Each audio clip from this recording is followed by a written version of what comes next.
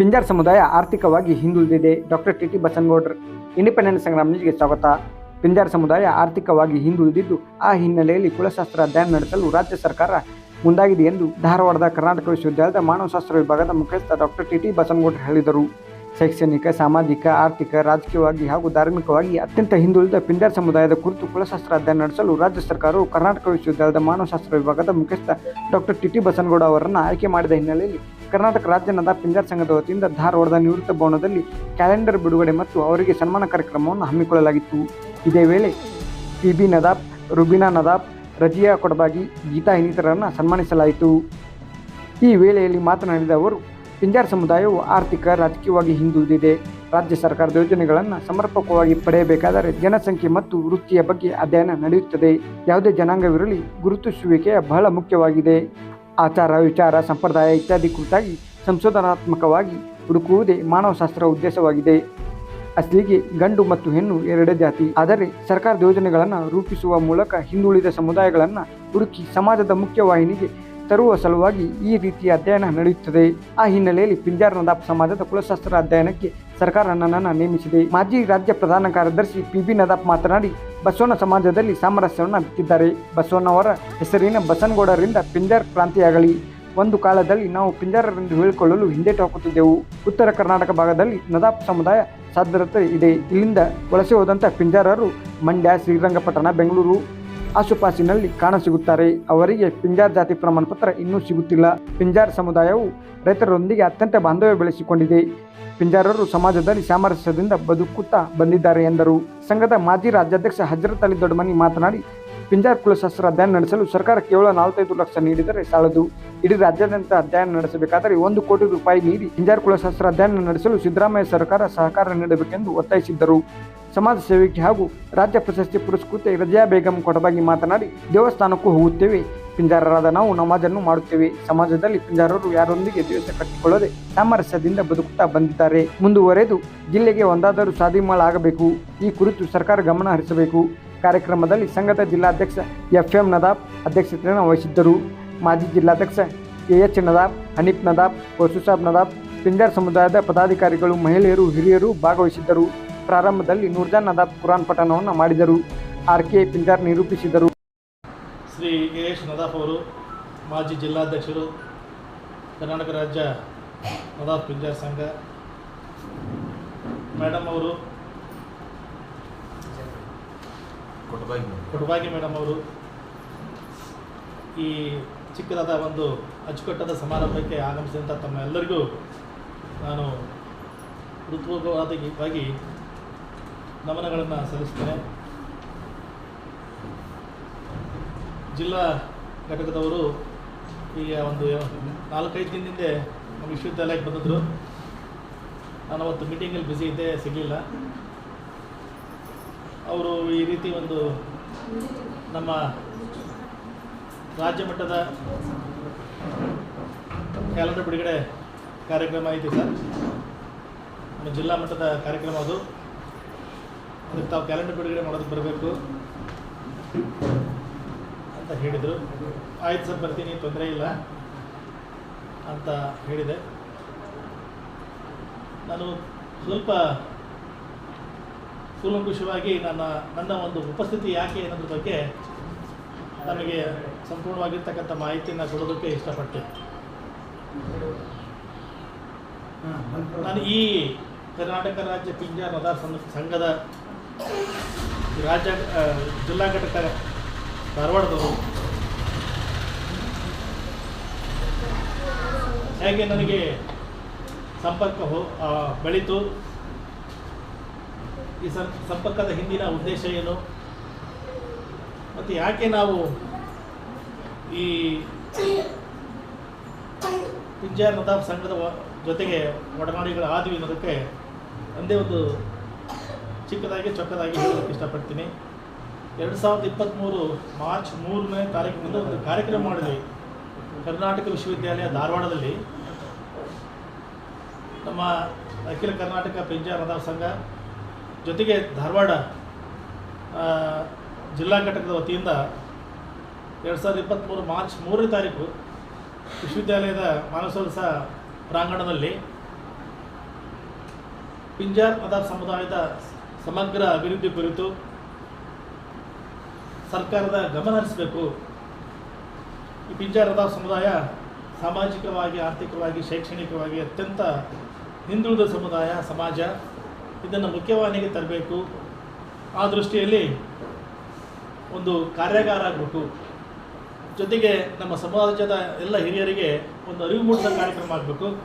ಆ ದಿಶೆಯಲ್ಲಿ ತಾವು ಮುಖ್ಯಸ್ಥರಿದ್ದೀರಿ. ನಮ್ಮ ಸಮಾಜಕ್ಕೆ ತಮ್ಮಿಂದ ಒಂದು ಮಾರ್ಗದರ್ಶನ ಆಗಬೇಕು. ಜೊತೆಗೆ ಸರ್ಕಾರಕ್ಕೆ ಒಂದು ವರದಿನೂ ಹೋಗಬೇಕು. ಆ ದೃಷ್ಟಿಯಲ್ಲಿ ಒಂದು ಕಾರ್ಯಾಗಾರ ಮಾಡಿ ಅಂತೇಳಿ ನಮ್ಮ ಅಲ್ಲಾಬಕ್ಷ ನದಾಫ್ ಸಾಹೇಬರು, ದೊಡ್ಡಮನಿ ಸಾಹೇಬರು, ರಾಜ್ಯ ಘಟಕದ ಅಧ್ಯಕ್ಷರಾಗಿರ್ತಕ್ಕಂಥ ಜಲೀಲ್ ಸಾಹೇಬರು, ಇನ್ನೂ ಹಲವಾರು ಮುಖಂಡರು ನಮ್ಮ ಒಟ್ಟಿಗೆ ಚರ್ಚೆ ಮಾಡಿ ನಿರಂತರವಾಗಿರ್ತಕ್ಕಂಥ 2 ತಿಂಗಳ ಪರಿಶ್ರಮದ ಫಲವಾಗಿ ನಾವು ಒಂದು ಕಾರ್ಯಾಗಾರವನ್ನು ಹಮ್ಮಿಕೊಳ್ತೀವಿ. ಆ ಕಾರ್ಯಾಗಾರ ಭಾಳ ಯಶಸ್ವಿಯಾಗಿ ನೆರವೇರಿತು. ಜೊತೆಗೆ ರಾಜ್ಯದ ಎಲ್ಲ ಜಿಲ್ಲೆಗಳಿಂದ ಪದಾಧಿಕಾರಿಗಳು, ಅಧ್ಯಕ್ಷರು, ತಾಲೂಕು ಮಟ್ಟದ ಅಧ್ಯಕ್ಷರು ಎಲ್ಲರೂ ಬಂದು ಆ ಕಾರ್ಯಾಗಾರವನ್ನು ಯಶಸ್ವಿಗೊಳಿಸಿದರು. ಕಾರಣ ಇಷ್ಟೇ, ನಾನು ಹೇಳಿದ ಹಾಗೆ ಅತ್ಯಂತ ಸಾಮಾಜಿಕವಾಗಿ ಮತ್ತು ಶೈಕ್ಷಣಿಕವಾಗಿ, ಆರೋಗ್ಯದ ದೃಷ್ಟಿಯಿಂದ, ರಾಜಕೀಯವಾಗಿ ತುಂಬ ಹಿಂದುಳಿದಿರ್ತಕ್ಕಂಥ ಸಮಾಜ ಇದು. ಸಮಾಜವನ್ನು ನಾವು ಕಟ್ಟಬೇಕಾಗಿದೆ. ಆ ಕಟ್ಟೋ ಕೆಲಸಕ್ಕೆ ಸರ್ಕಾರವೂ ಸಹ ಸಹಭಾಗಿತ್ವವನ್ನು ವಹಿಸಬೇಕು. ಆ ದೃಷ್ಟಿಯಲ್ಲಿ ಆ ಕಾರ್ಯಾಗಾರನ ನಡೆಸಬೇಕು ಅಂತ ಹೇಳಿದಾಗ ನಾವು ಸಂತೋಷದಿಂದ ಆ ಕಾರ್ಯಾಗಾರನ ನಾವು ಆಯೋಜನೆ ಮಾಡಿದ್ವಿ. ಅಲ್ಲಿಂದ ನಿರಂತರವಾಗಿ ಸಂಪರ್ಕ ನಮ್ಮ ಪಿಂಜಾರ್ ನದಾಫ್ ಸಂಘದ ಜೊತೆಗೆ ನಮಗೆ ಶುರುವಾಯಿತು. ಜೊತೆಗೆ ಅವರ ಪರಿಶ್ರಮದ ಫಲವಾಗಿ ನಾವು ಕಾರ್ಯಾಗಾರ ಮಾಡಿದ್ವಿ. ಕಾರ್ಯಾಗಾರದ ಸಂಪೂರ್ಣ ವರದಿಯನ್ನು ತಯಾರಿಸಿ ಸರ್ಕಾರಕ್ಕೆ ಗಮನ ತಂದು, ಅದೇ ಬೊಮ್ಮಾಯಿಯವರು ಮುಖ್ಯಮಂತ್ರಿಗಳಾಗಿದ್ದರು. ಆ ಸಂದರ್ಭದಲ್ಲಿ ನಮ್ಮ ಕಾರ್ಯಾಗಾರದ ಸಂಪೂರ್ಣ ವರದಿಯನ್ನು ಅವರಿಗೆ ಸಬ್ಮಿಟ್ ಮಾಡಿದಾಗ ಆ ಸಂದರ್ಭದಲ್ಲಿ ಇನ್ನೂ ಎಲೆಕ್ಷನ್ ಡಿಕ್ಲೇರ್ ಆಗಿರಲಿಲ್ಲ. ಬಿಫೋರ್ ಎಲೆಕ್ಷನ್ ಒಂದು ವಾರ ಇತ್ತನ ಡಿಕ್ಲೇರ್ ಆಗೋದು. ಆ ಟೈಮಲ್ಲಿ ಅಖಿಲ ಕರ್ನಾಟಕ ಪಿಂಜಾರ್ ನದಾಫ್ ಸಮುದಾಯದ ಅಭಿವೃದ್ಧಿ ಮಂಡಳಿಯನ್ನು ಅವರು ಚಾಲನೆ ಕೊಟ್ಟರು, ನಿಗಮ ಶುರು ಮಾಡಿದರು, ಅದಕ್ಕೆ ಆದೇಶವನ್ನು ಮಾಡಿದರು. ಸೊ ಅದರಿಂದ ಒಂದು ಸಮಾಜಕ್ಕೆ ಏನೋ ಒಂದು ಹೊಸ ಚೈತನ್ಯ, ಬೆಳಕು ಸಿಕ್ಕಂಗೆ ಆಯಿತು ಅಂತೇಳಿ ಇಡೀ ರಾಜ್ಯ ಮಟ್ಟದ ಸಂಘ ಮತ್ತು ಜಿಲ್ಲಾ ಮಟ್ಟದ ಸಂಘಗಳು ಮತ್ತೆ ಅವರು ಏನೋ ಪುನಶ್ಚೇತನಗೊಂಡು, ಇಲ್ಲ ಸರ್, ಅದು ಕಾರ್ಯಾಗಾರ ಮಾಡಿದ ತುಂಬ ಅನುಕೂಲ ಆಯಿತು. ನಮಗೆ ಇನ್ನೊಂದು ಭಾಳ ಮುಖ್ಯವಾಗಿರ್ತಕ್ಕಂಥದ್ದು, ಈ ಸಮಾಜದ ಸಮಗ್ರ ಅಭಿವೃದ್ಧಿಗಾಗಿ ಒಂದು ನೀಲನಕ್ಷೆ ತಯಾರಾಗಬೇಕು, ಸರ್ಕಾರದ ಗಮನ ಸೆಳೆಯಬೇಕು. ಆ ದೃಷ್ಟಿಯಲ್ಲಿ ಸಮಗ್ರವಾಗಿರ್ತಕ್ಕಂಥ ಕುಲಶಾಸ್ತ್ರೀಯ ಅಧ್ಯಯನ ಆಗಬೇಕು. ಯಾಕೆಂದರೆ ಸರ್ಕಾರದ ಯೋಜನೆಗಳನ್ನು ಸಮರ್ಪಕವಾಗಿ ನಾವು ಪಡಿಬೇಕು ಅಂತಂದರೆ ಸಮಾಜದ ಜನಸಂಖ್ಯೆ, ಸಮಾಜದ ಆಚಾರ ವಿಚಾರ, ಸಮಾಜದ ಏನು ಕುಲಕಸು ಬಹಳ ಮುಖ್ಯ. ಅವೆಲ್ಲವನ್ನೂ ಒಳಗೊಂಡಂತೆ ಸಮಗ್ರವಾಗಿರ್ತಕ್ಕಂಥ ಕುಲಶಾಸ್ತ್ರೀಯ ಅಧ್ಯಯನ ಮಾನವಶಾಸ್ತ್ರೀಯ ದೃಷ್ಟಿಕೋನದಿಂದ ಆಗಬೇಕು. ಅದರಿಂದ ತಾವೇ ಮುಖ್ಯಸ್ಥರಿದ್ದೀರಿ ಮಾನವಶಾಸ್ತ್ರ ವಿಷಯ ವಿಭಾಗದಲ್ಲಿ. ಒಂದು ಜವಾಬ್ದಾರಿ ತೆಗೆದುಕೊಂಡು ನೀವು ಒಂದು ಪ್ರಸ್ತಾವನೆಯನ್ನು ಸರ್ಕಾರಕ್ಕೆ ಕಳಿಸ್ಕೊಡಿ ಅಂತ ಹೇಳಿದರು. ನಾನು ತಡ ಮಾಡದೆ ಒಂದೇ ದಿನದಲ್ಲಿ ಆ ಪ್ರಸ್ತಾವನೆ ಸಿದ್ಧಪಡಿಸಿ ಅವಾಗಲೇ ಕೊಟ್ವಿ ನಾವು 2023 ಸೊ ಅವಾಗಿಂದ ನಿರಂತರವಾಗಿರ್ತಕ್ಕಂಥ ಪ್ರಯತ್ನ ರಾಜ್ಯ ಮಟ್ಟದ ಮತ್ತು ಜಿಲ್ಲಾ ಮಟ್ಟದ ಘಟಕಗಳು ಮಾಡ್ತಾನೇ ಇದ್ದವು. ಕೊನೆಯದಾಗಿ ಮತ್ತೆ ಸುಮಾರು 2-3 ಸರಿ ಮತ್ತೆ ರಿವೈಸ್ ಪ್ರಪೋಸಲ್ ಕಳಿಸಿದ್ವಿ. ರಾತ್ರೋರಾತ್ರಿ ಅಲ್ಲಾಬಕ್ಷ ನದಾಫ್ ಅವರು ಬೆಂಗಳೂರಿಗೆ ಹೋಗೋದು, ನಾವು ಇಲ್ಲಿಂದ ತಯಾರು ಮಾಡಿಕೊಡೋದು, ಈ ರೀತಿ ನಿರಂತರವಾಗಿ ಸಂಪರ್ಕವನ್ನು ಸರ್ಕಾರ ಜೊತೆಗೆ ಬೆಳೆಸಿ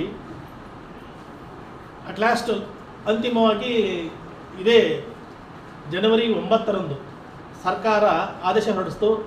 ಏನಂತಂದರೆ, ರಾಜ್ಯ ಮಟ್ಟದ ಪಿಂಜಾರ್ ನದಾಫ್ ಸಂಘದ ಮನವಿಯನ್ನು ಪರಿಷ್ಕರಿಸಿ ಅದನ್ನು ಪರಿಶೀಲಿಸಿ ಕರ್ನಾಟಕ ವಿಶ್ವವಿದ್ಯಾಲಯ ಮಾನವಶಾಸ್ತ್ರ ವಿಭಾಗದ ಪ್ರೊಫೆಸರ್ ಬಸವನಗೌಡರವರಿಗೆ ಕುಲಶಾಸ್ತ್ರೀಯ ಅಧ್ಯಯನ ಮಾಡೋದಕ್ಕೆ ಆದೇಶ ಮಾಡಿದೆ. ಅದಕ್ಕೆ ಸುಮಾರು 45 ಲಕ್ಷಗಳನ್ನು ಅನುದಾನ ಬಿಡುಗಡೆ ಮಾಡಿದೆ ಅಂತೇಳಿ ಆದೇಶ ಸಹ ಆಯಿತು. ಅದಕ್ಕೆ ರಾಜ್ಯ ಮಟ್ಟದಕ್ಕೆ ಮತ್ತು ಜಿಲ್ಲಾ ಘಟಕದ ಎಲ್ಲ ಪದಾಧಿಕಾರಿಗಳು, ಅಧ್ಯಕ್ಷರು ಮತ್ತು ಎಲ್ಲರೂ ಸಹ ಭಾಳ ಪರಿಶ್ರಮ ಹಾಕಿ ಮಾಡಿದ್ದಾರೆ. ಯಾಕಂತಂದರೆ ಸರ್ಕಾರದಿಂದ ಒಂದು ಆದೇಶ ಮಾಡಿಸೋದು ಅಷ್ಟು ಈಸಿ ಅಲ್ಲ. ನಾನು 10 ವರ್ಷ ಸರ್ಕಾರದಲ್ಲಿ ಕೆಲಸ ಮಾಡಿದ್ದೀನಿ ಡೈರೆಕ್ಟ್ರಾಗಿ. ಆದರೂ ಸಹಿತ ಸಮಾಜದ ಏನು ನಿರಂತರ ಪ್ರಯತ್ನದಿಂದ ಇಂಥ ಒಂದು ಕೆಲಸಗಳಾಗೋದಕ್ಕೆ ಸಾಧ್ಯ ಇದೆ ಅನ್ನೋದಕ್ಕೆ ಒಂದು ಉದಾಹರಣೆ ನಮ್ಮ ಪಿಂಜಾರ್ ನದಾಫ್ ಸಂಘದ ಒಂದು ಏನು ಪ್ರೇರಣೆ. ಆದ್ದರಿಂದ ಆ ಒಂದು ಜವಾಬ್ದಾರಿನ ಸರ್ಕಾರ ಕೊಡ್ತು. ಮತ್ತು ಸರ್ಕಾರದ ಜೊತೆ ನಿರಂತರವಾಗಿರ್ತಕ್ಕಂಥ ಏನು ಕರೆಸ್ಪಾಂಡೆನ್ಸ್ ಎಲ್ಲ ಆಗಿ ಕಂಪ್ಲೀಟ್ ಆಗಿದೆ. ಈಗ ಇನ್ನೇನು ಹಣ ಬಿಡುಗಡೆ ಆಯಿತು ಅಂದರೆ ನಮ್ಮ ಅಧ್ಯಯನ ಕಾರ್ಯವನ್ನು ಇಡೀ ರಾಜ್ಯವ್ಯಾಪಿ ನಾವು ಮಾಡಬೇಕಾಗತ್ತೆ. ಅಧ್ಯಯನಕ್ಕೆ ಪೂರ್ವಭಾವಿಯಾಗಿ ಎಲ್ಲ ತಯಾರಿನ ನಾವು ಮಾಡ್ಕೊಳ್ತಾ ಇದ್ದೀವಿ.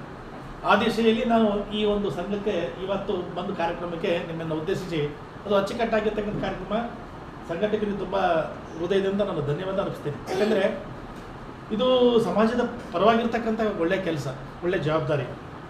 ನಾವು ಕ್ಯಾಲೆಂಡರು ನೋಡಿದೆ, ಸ್ವಲ್ಪ ಹಾಗೆ ನಾವು ಗ್ಲ್ಯಾನ್ಸ್ ಭಾಳ ಅಚ್ಚುಕಟ್ಟಾಗಿ ಮಾಡಿದ್ದೀರಾ. ಜೊತೆಗೆ ಸಂಘದ ಉದ್ದೇಶ ಹೇಳಿದ್ದೀರಾ, ಮತ್ತು ಸಮಾಜದ ಏಳಿಗೆ ಹೇಗಾಗಬೇಕು, ಸಮಾಜಕ್ಕೆ ಏನು ಕೊಡುಗೆ ಬೇಕು ನಮ್ಮ ಸಂಘದಿಂದ ಅನ್ನೋದನ್ನು ಭಾಳ ಚೆನ್ನಾಗಿ ನೀವು ಅದನ್ನು ಪ್ರಕಟಣೆ ಮಾಡಿದ್ದೀರಿ. ಜೊತೆಗೆ ರೀಚ್ ಆಗಬೇಕು ಆ ಜನಗಳಿಗೆ. ಆ ದೃಷ್ಟಿಯಲ್ಲಿ ನಮ್ಮ ಒಂದು ಕುಲಶಾಸ್ತ್ರ ಅಧ್ಯಯನದ ಸ್ವಲ್ಪ ಒಂದು ನಿಮಗೆ ಮಾಹಿತಿಯನ್ನು ಕೊಡೋದಕ್ಕೆ ಇಷ್ಟಪಡ್ತೀನಿ. ಕಳೆದ ತಿಂಗಳು, ಇದೇ ತಿಂಗಳಲ್ಲ, ಜನವರಿ ತಿಂಗಳಲ್ಲಿ ನಾವು ಚಿತ್ರದುರ್ಗದಲ್ಲಿ ಈ ಒಂದು ರಾಜ್ಯ ಮಟ್ಟದ ಅಲ್ಲಿ ಸಮಾವೇಶ ನಡೆದಿತ್ತು. ಆವತ್ತು ನಾನು ಕರೆದ್ರು ಅಧ್ಯಕ್ಷರು ಜಲೀಲ್ ಸಾಹೇಬರು. ಅವರ ಕರೆಗೆ ಹೋಗ್ಬಿಟ್ಟು ನಾವೆಲ್ಲ ಒಂದು ನಮ್ಮ ಟೀಮ್ ತಂಡವೇ ಹೋಗಿತ್ತು. ಅಲ್ಲಿಗೆ ಹೋಗಿ ಸಮಗ್ರವಾಗಿರ್ತಕ್ಕಂಥ ವಿಷಯಗಳನ್ನ ಅವ್ರ ಜೊತೆಗೆ ಹಂಚ್ಕೊಂಡ್ವಿ. ರಾಜ್ಯದ ಎಲ್ಲ ಜಿಲ್ಲೆಗಳಿಂದ ಬಂದಿದ್ದರು, ಎಲ್ಲ ಪದಾಧಿಕಾರಿಗಳು ಇದ್ದರು. ಅವ್ರಿಗೆ ನಾವು ಸಂಪೂರ್ಣವಾಗಿರ್ತಕ್ಕಂಥ ಮಾಹಿತಿಯನ್ನು ಹೇಳಿದ್ವಿ. ಆ ಒಂದು ವಿಷಯಕ್ಕೆ ಅನುಗುಣವಾಗಿ ತಮ್ಮೊಟ್ಟಿಗೆ ನಾನು ಮಾತಾಡೋದಕ್ಕೆ ಇಷ್ಟಪಡ್ತೀನಿ.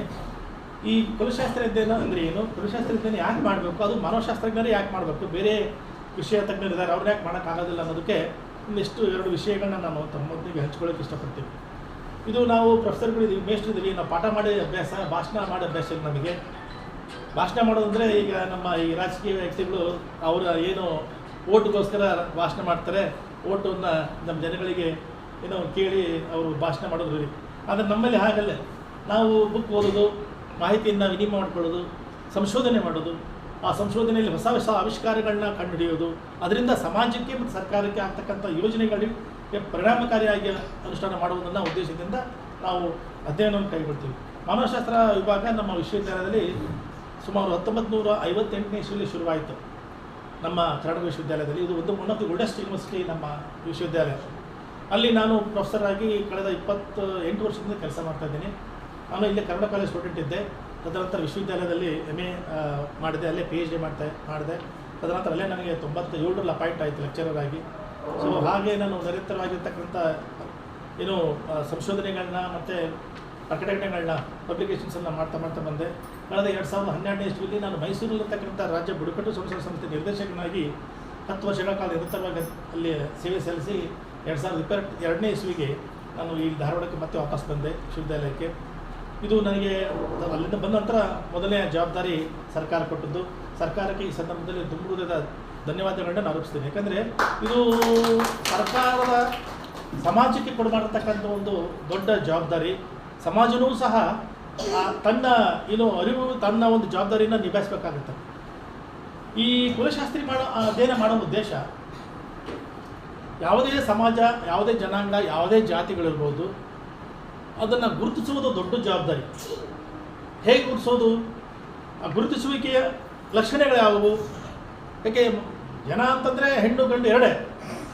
ಆದರೆ ನಾವು ಅದನ್ನು ಇಂಥದ್ದೇ ಸಮಾಜ, ಇಂಥದ್ದೇ ಧರ್ಮ, ಇಂಥದ್ದೇ ಭಾಷೆ, ಇಂಥದ್ದೇ ಒಂದು ಬೌಂಡ್ರಿಯನ್ನು ಫಿಕ್ಸ್ ಮಾಡಿಕೊಂಡಿರೋ ನಾವೇ ಮಾನವ ಜನಾಂಗದವರು. ಆದರೆ ಈ ಸಮಾಜವನ್ನು ಪ್ರತಿಷ್ಠಾಪಿಸಿದ ವ್ಯಕ್ತಿಗಳು ಯಾರು, ಆ ಪ್ರತಿಷ್ಠಾಪಿಸಕ್ಕೆ ಏನು ಪ್ರೇರಣೆ ಅನ್ನೋ ಒಂದು ವಿಷಯವನ್ನು ನಾವು ಮೂಲವನ್ನು ಹುಡುಕಿದಾಗ ಹಲವಾರು ಮಾನವಶಾಸ್ತ್ರಜ್ಞರು ದೇಶ ವಿದೇಶಗಳಲ್ಲಿ ಜನಾಂಗ, ಜಾತಿ ಮತ್ತು ಸಮುದಾಯಗಳನ್ನ ಹುಡುಕಾಡೋದಕ್ಕೆ ಸಾಕಷ್ಟು ಶ್ರಮಪಟ್ಟಿದ್ದಾರೆ. ಅದರಲ್ಲಿ ನಮ್ಮ 1901ನೇ ಇಸ್ವಿಯಲ್ಲಿ ಅದ್ಗರ್ ತಾಸ್ಟನ್ ಅವರು, ಎಂಥವನ್ ಅವರು, ಹಲವಾರು ಸಂಶೋಧಕರು, ಅವರೆಲ್ಲ ಬ್ರಿಟಿಷ್ ಅವರು ಸಂಶೋಧಕರೆಲ್ಲ, ಅವರು ಆಗಿನ ಕಾಲದ ಸಂಶೋಧಕರು, ತಮ್ಮ ಪ್ರಯಾಣವನ್ನು ಈ ಜನಾಂಗ ಸಮುದಾಯ ಹುಡುಕೋದಕ್ಕೋಸ್ಕರನೇ ಇಡೀ ಜೀವನವನ್ನು ಅವರು ತಮ್ಮ ಈ ಸಂಶೋಧನೆಗೆ ಒಳಪಡಿಸಿ ಈ ಜನಾಂಗ ಸಮಾಜವನ್ನು ಹುಡುಕಿ ಮುಖ್ಯವಾನಿಗೆ ತರಬೇಕು ಅನ್ನೋ ಉದ್ದೇಶದಿಂದ ಮತ್ತು ಸರ್ಕಾರಕ್ಕೆ ಅದನ್ನು ತೋರಿಸ್ಬೇಕು. ಆ ರೀತಿಯ ಹಲವಾರು ಕಮಿಷನ್ಗಳು ಸಹ ಬ್ರಿಟಿಷ್ ಗೌರ್ಮೆಂಟ್ ಮಾಡಿದ್ವು. ಆ ಬ್ರಿಟಿಷ್ ಗೌರ್ಮೆಂಟ್ ಮಾಡಿರ್ತಕ್ಕಂಥ ಉದ್ದೇಶದಿಂದ ಮತ್ತು ಹಲವಾರು ಅಧ್ಯಯನಗಳಾದವು. ಹಲವಾರು ಸಮುದಾಯಗಳನ್ನ, ಜನಾಂಗಗಳನ್ನ ಹುಡುಕಿ ಸರ್ಕಾರದ ಗೆಜೆಟಿಯರ್ನಲ್ಲಿ, ಸರ್ಕಾರದ ವರದಿಗಳಲ್ಲಿ ಅವುಗಳನ್ನ ತೋರಿಸೋದಕ್ಕೆ ತುಂಬ ಸಹಕಾರಿಯಾಯಿತು. ಸರ್ಕಾರವೂ ಸಹ ಆ ಜನಾಂಗಗಳನ್ನ ಗುರುತಿಸೋದಕ್ಕೆ ಮುಂದೆ ಏನು ಮಾಡಬೇಕು ಅನ್ನೋ ಅಭಿವೃದ್ಧಿಯನ್ನು, ಆ ನೀಲಿ ನಕ್ಷೆ ತಯಾರು ಮಾಡೋಕ್ಕೂ ಸಹ ತುಂಬ ಅನುಕೂಲ ಆಯಿತು. ಅವರೆಲ್ಲರೂ ಸಹ ಆ ಅಧ್ಯಯನ ಮಾಡಿದವರೆಲ್ಲರೂ ಸಹ ಬ್ರಿಟಿಷ್ ಆಂಥ್ರಪಾಲಜಿಸ್ಟ್ಗಳು ಅವರು. ಬ್ರಿಟಿಷ್ ಆಂಥ್ರಪಾಲಜಿಸ್ಟ್ ಅಂದರೆ ಬ್ರಿಟಿಷ್ ಮಾನವಶಾಸ್ತ್ರಜ್ಞರು. ಅಮೇರಿಕನ್ ಆಂಥ್ರಪಾಲಜಿಸ್ಟ್ ಸಾಕಷ್ಟು ವರ್ಕ್ ಮಾಡಿದ್ದಾರೆ. ಬಟ್ ಅವರು ಕೆಲಸಗಳು ಹೊಸ ಜಗತ್ತನ್ನು ಸೃಷ್ಟಿ ಮಾಡೋದಕ್ಕಾದವು. ಬಟ್ ಬ್ರಿಟಿಷ್ ಆಂಥ್ರಪಾಲಜಿಸ್ಟ್ಗಳು ಸಾಕಷ್ಟು ಅಧ್ಯಯನಗಳನ್ನ ಕೈಗೊಂಡು ಮಾನವ ಜನಾಂಗವನ್ನು, ಅದರ ಉಗಮವನ್ನು, ಜೊತೆಗೆ ಸಮಾಜದ ಉಗಮಗಳನ್ನು ಹುಡುಕೋದಕ್ಕೆ ತಮ್ಮ ಪರಿಶ್ರಮವನ್ನು ಹಾಕಿ ಯಶಸ್ವಿಯೂ ಕೂಡ ಆದರು. ಆ ದೃಷ್ಟಿಯಲ್ಲಿ ಈ ಕುಲಶಾಸ್ತ್ರೀಯ ಅಧ್ಯಯನದ ಮುಖ್ಯ ಉದ್ದೇಶ ಈ ಜನಾಂಗದ ಮೂಲ ಕಂಡುಹಿಡಿಯುವುದು, ಜನಾಂಗದ ಉಗಮವನ್ನು ಕಂಡುಹಿಡಿಯೋದು. ಜನಾಂಗ ಅಥವಾ ಜಾತಿ ಅಥವಾ ಮತ್ತು ಸಮಾಜ ಇರ್ಬೋದು, ಅವುಗಳನ್ನ ಮೂಲ ಕಂಡುಹಿಡಿಯೋದು. ಅವರ ಕುಲಕಸಬೇನು, ಅವರ ಸಾಮಾಜಿಕ, ಆರ್ಥಿಕ, ಶೈಕ್ಷಣಿಕ ಚಟುವಟಿಕೆ ಏನು, ಅವರ ಆಚಾರ ವಿಚಾರವೇನು, ಅವರು ಯಾವ ಧರ್ಮವನ್ನು ಪಾಲನೆ ಮಾಡ್ತಾರೆ. ಜಗತ್ತು ತಮಗೆಲ್ಲ ಗೊತ್ತಿದೆ, ಹಿಂದೂ ಧರ್ಮ, ಕ್ರೈಸ್ತ ಧರ್ಮ, ಮುಸ್ಲಿಂ ಧರ್ಮ, ಬೌದ್ಧ ಧರ್ಮ, ಹಲವಾರು ಧರ್ಮಗಳಿವೆ. ಅವುಗಳೆಲ್ಲವೂ ಸಹ ತಮ್ಮದೇ ಆಗಿರ್ತಕ್ಕಂಥ ವಿಶಿಷ್ಟ ಸಂಪ್ರದಾಯಗಳನ್ನ, ಆಚರಣೆಗಳನ್ನ, ಲಕ್ಷಣಗಳನ್ನು ಹೊಂದಿದ್ದಾವೆ. ಅವುಗಳನ್ನು ಅಧ್ಯಯನ ಮಾಡಿಕೊಂಡು ಮುಖೇನ ಈ ಸಮಾಜ ಯಾವ ರೀತಿ ಜೀವನ ನಡೆಸ್ತಾ ಇದೆ ಅನ್ನೋದನ್ನು ಸಂಪೂರ್ಣವಾಗಿ ಸಮಗ್ರವಾಗಿ ಅಧ್ಯಯನ ಮಾಡೋದು. ಜೊತೆಗೆ ಹುಟ್ಟು ಮತ್ತು ಸಾವಿನ ನಡುವೆ ನಡೆಯತಕ್ಕಂಥ ಒಂದು ಆಚರಣೆಗಳು ಬಹಳ ಮುಖ್ಯ. ಅದಕ್ಕೆ ಲೈಫ್ ಸೈಕಲ್ ರಿಚುವಲ್ಸ್ ಅಂತ ನಾವು ಹೇಳ್ತೀವಿ, ಜೀವನ ಚಕ್ರ ಆಚರಣೆಗಳು. ಅವುಗಳು ಸಹ ಬಹಳ ಪ್ರಮುಖವಾದ ಪಾತ್ರವನ್ನು ವಹಿಸ್ತವೆ ಒಂದು ಸಮಾಜವನ್ನು ನಿರ್ಮಾಣ ಮಾಡೋದಕ್ಕೆ, ಸಮಾಜವನ್ನು ಗುರುತಿಸೋದಕ್ಕೆ. ಹಾಗಾಗಿ ಮಾನವಶಾಸ್ತ್ರಜ್ಞರೇ ಈ ಇಂಥ ಅಧ್ಯಯನಗಳನ್ನು ಮಾಡಿ ಸಮಾಜದ ಮುಖ್ಯವಾಹಿನಿಗೆ ಸಮಾಜ ತರೋದು, ಮತ್ತು ಸರ್ಕಾರಕ್ಕೂ ಸಹ ಈ ಅಂಶಗಳನ್ನ ತೋರ್ಪಡಿಸುವುದು. ಈಗಿನ ಪರಿಸ್ಥಿತಿ ಒಳಗೆ ಈ ನರಪಿಂಜ ಸಮುದಾಯದ ಕುಲಶಾಸ್ತ್ರ ಅಧ್ಯಯನದ ಮೂಲ ಉದ್ದೇಶ ಸಮಾಜದ ಹಿತದೃಷ್ಟಿಯಿಂದ, ಸಮಾಜ ಮುಂದಿನ ಭವಿಷ್ಯದ ದೃಷ್ಟಿಯಿಂದ ಇದು ಸಮಗ್ರವಾಗಿರ್ತಕ್ಕಂಥ ಸಾಮಾಜಿಕ, ಆರ್ಥಿಕ, ಶೈಕ್ಷಣಿಕ, ಆರೋಗ್ಯ ಮತ್ತು ಧಾರ್ಮಿಕ ಚಟುವಟಿಕೆ, ರಾಜಕೀಯ ಸ್ಥಾನಮಾನ ಇವೆಲ್ಲವನ್ನೂ ಒಳಗೊಂಡಂತೆ ಸಮಗ್ರವಾಗಿ ಅಧ್ಯಯನ ಮಾಡಬೇಕಾಗುತ್ತೆ. ನಮಗೆ ಬಂದ ಎರಡನೇ ಸೆಕೆಂಡ್ರಿ ಸೋರ್ಸ್ ಪ್ರಕಾರ ಕೆಲವು ರಾಜ್ಯದ ಕೆಲವು ಜಿಲ್ಲೆಗಳಲ್ಲಿ ಮಾತ್ರ ಇಲ್ಲ, ಸಂಪೂರ್ಣವಾಗಿ ಇಲ್ಲ ಅಂತ ಹೇಳೋಕ್ಕಾಗಲ್ಲ. ಈ ಮಂಡ್ಯ, ಆ ಕಡೆ ಮಂಗಳೂರು, ಕೆಲವೊಂದು ಭಾಗದಲ್ಲಿ ಈ ಸಮಾಜದಲ್ಲಿ ಇರ್ತಕ್ಕಂಥ ಜನಸಂಖ್ಯೆ ಇರೋದು ಕಡಿಮೆ ಅಂತ ನಾನು ಕೇಳ್ಪಟ್ಟಿದ್ದೀನಿ. ಇನ್ನುಳಿದಂತೆ ಉತ್ತರ ಕರ್ನಾಟಕದಲ್ಲಿ ಮತ್ತು ಮಧ್ಯ ಕರ್ನಾಟಕದಲ್ಲಿ, ಕಲ್ಯಾಣ ಕರ್ನಾಟಕದಲ್ಲಿ ಈ ಸಮಾಜದ ಕುಟುಂಬಗಳು ಯಥೇಚ್ಛವಾಗಿ ನಾವು ಕಾಣ್ತೇವೆ ಅಂತ ನಮಗೆ ಎಲ್ಲವೂ ಸೆಕೆಂಡರಿ ಸೋರ್ಸಿಂದ ಮಾಹಿತಿ ತಿಳ್ಕೊಂಡಿದ್ದೀವಿ. ಈ ಒಂದು ಉದ್ದೇಶದಿಂದ ನಾವು ಎಲ್ಲ ಜಿಲ್ಲಾ ಕೇಂದ್ರಗಳಲ್ಲಿ ಸಮಾಜದ ಜಿಲ್ಲಾ ಸಂಬಂಧಿಸಿದ ಜಿಲ್ಲಾ ಘಟಕದ ವತಿಯಿಂದ ಪದಾಧಿಕಾರಿಗಳ ಮುಖಾಂತರ ನಾವು ಪ್ರತಿ ಗ್ರಾಮಗಳಿಗೆ ಭೇಟಿ ಕೊಡಬೇಕಾಗುತ್ತೆ. ಆ ಜಿಲ್ಲೆಯನ್ನು ನಾವು ಸಮಗ್ರವಾಗಿ ರ್ಯಾಂಡಮ್ ಸ್ಯಾಂಪಲ್ ಸರ್ವೆ ಅಂತ ಹೇಳ್ತೀವಿ. ಆದರೆ ಇಷ್ಟೇ ನಮ್ಗೆ ಟೈಮ್ ಕೊಟ್ಟಿರೋದು 1 ವರ್ಷ, ಅಂದರೆ ಈ 12 ತಿಂಗಳು, ಹಣ 45 ಲಕ್ಷ. ನಮಗೆ ಎಷ್ಟು ಜನ ಬೇಕು ಆ ಜನ ಇಟ್ಕೊಂಡು ಕೆಲಸ ಮಾಡಬೇಕಾಗುತ್ತೆ. ಆ ಜನಗಳಿಗೆ ಅವರಿಗೆ ಪ್ರತಿ ತಿಂಗಳು ನಾವು ವೇತನ ಕೊಟ್ಟು ಕೆಲಸ ಮಾಡಬೇಕಾಗುತ್ತೆ. ಇದು ಟೆಂಪ್ರರಿ ಆಗಿ 12 ತಿಂಗಳೊಳಗೆ ನಾವು ವರದಿಯನ್ನು ಕಂಪ್ಲೀಟ್ ಮಾಡಿ ಸರ್ಕಾರಕ್ಕೆ ಸಬ್ಮಿಟ್ ಮಾಡಬೇಕು. ಇದು ಟೈಮ್ ಬಾಂಡು. ಹಾಗಾಗಿ ಪ್ರತಿಯೊಂದು ಮನೆಯೂ ರಾಜ್ಯದಲ್ಲಿರ್ತಕ್ಕಂಥ ಎಲ್ಲ ಪಿಂಜಾರ ನದಾಫ್ ಸಮುದಾಯದ ಮನೆಗಳು ಸರ್ವೆ ಮಾಡೋಕ್ಕೆ ಸಾಧ್ಯ ಇಲ್ಲ ನಮಗೆ. ಈಗ ಒಂದು ಹಣಕಾಸಿನ ಅಭಾವ, ಎರಡನೇದು ಟೈಮ್ ಬಾಂಡು.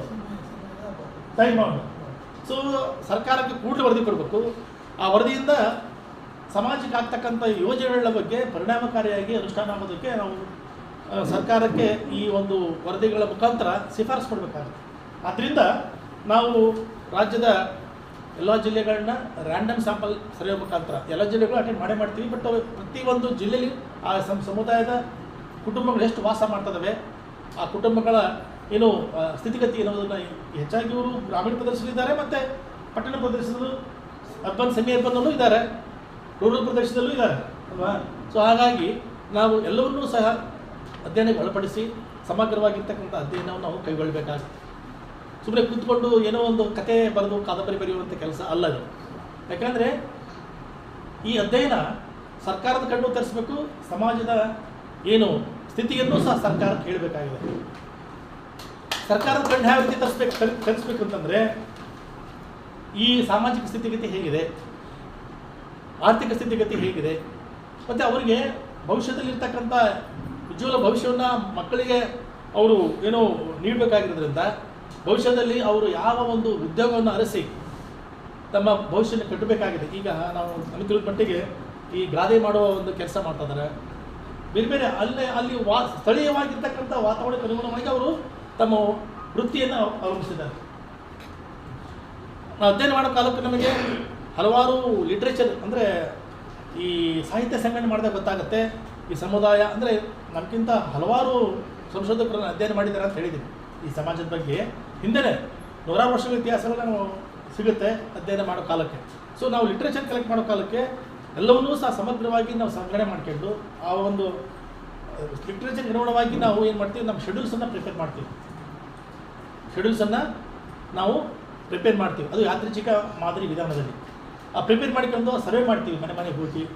ಆಮೇಲೆ ಇರತಕ್ಕಂಥ ವಿಷಯಗಳನ್ನ ನಾವು ಸಮಗ್ರವಾಗಿರ್ತಕ್ಕಂಥ ಏನು ಆಬ್ಸರ್ವೇಷನ್ ಮೆಥಡ್ ಅಂತ ಹೇಳ್ತೀವಿ, ಅಬ್ಸರ್ವ್ ಮಾಡಿಕೊಂಡು ಪ್ರಶ್ನೆಯನ್ನು ಕೇಳಿಕೊಂಡು ಅವ್ರಲ್ಲಿರ್ತಕ್ಕಂಥ ಸ್ಥಿತಿಗತಿಯನ್ನು ನಾವು ಅದನ್ನು ಶೆಡ್ಯೂಲ್ನಲ್ಲಿ ಫಿಲಪ್ ಮಾಡಿಕೊಂಡು ಬಂದು ನಾವು ಅನಾಲಿಸಿಸ್ ಮಾಡಿ ಡಾಟಾವನ್ನು ಕಂಪ್ಲೀಟ್ ನಾವು ಏನು ವಿಸ್ತೃತವಾಗಿ ವರದಿನ ತಯಾರಿಸಿ ಸರ್ಕಾರಕ್ಕೆ ಸಲ್ಲಿಸಬೇಕಾಗುತ್ತೆ. ಆ ಮಾಹಿತಿಯನ್ನು ಸಂಬಂಧ ಜಿಲ್ಲಾಗಳಿಗೆ ಬಂದಾಗ ಈ ತಾವೆಲ್ಲ ಧಾರವಾಡ ಜಿಲ್ಲೆಯವರು, ಧಾರವಾಡ ಜಿಲ್ಲೆಗೆ ಎಷ್ಟು ತಾಲೂಕು ಬರ್ತವೆ? ಸುಮಾರು 5 ರಿಂದ 6 ತಾಲೂಕು ಬರ್ತವೆ, 8 ತಾಲೂಕು ಬರ್ತವೆ.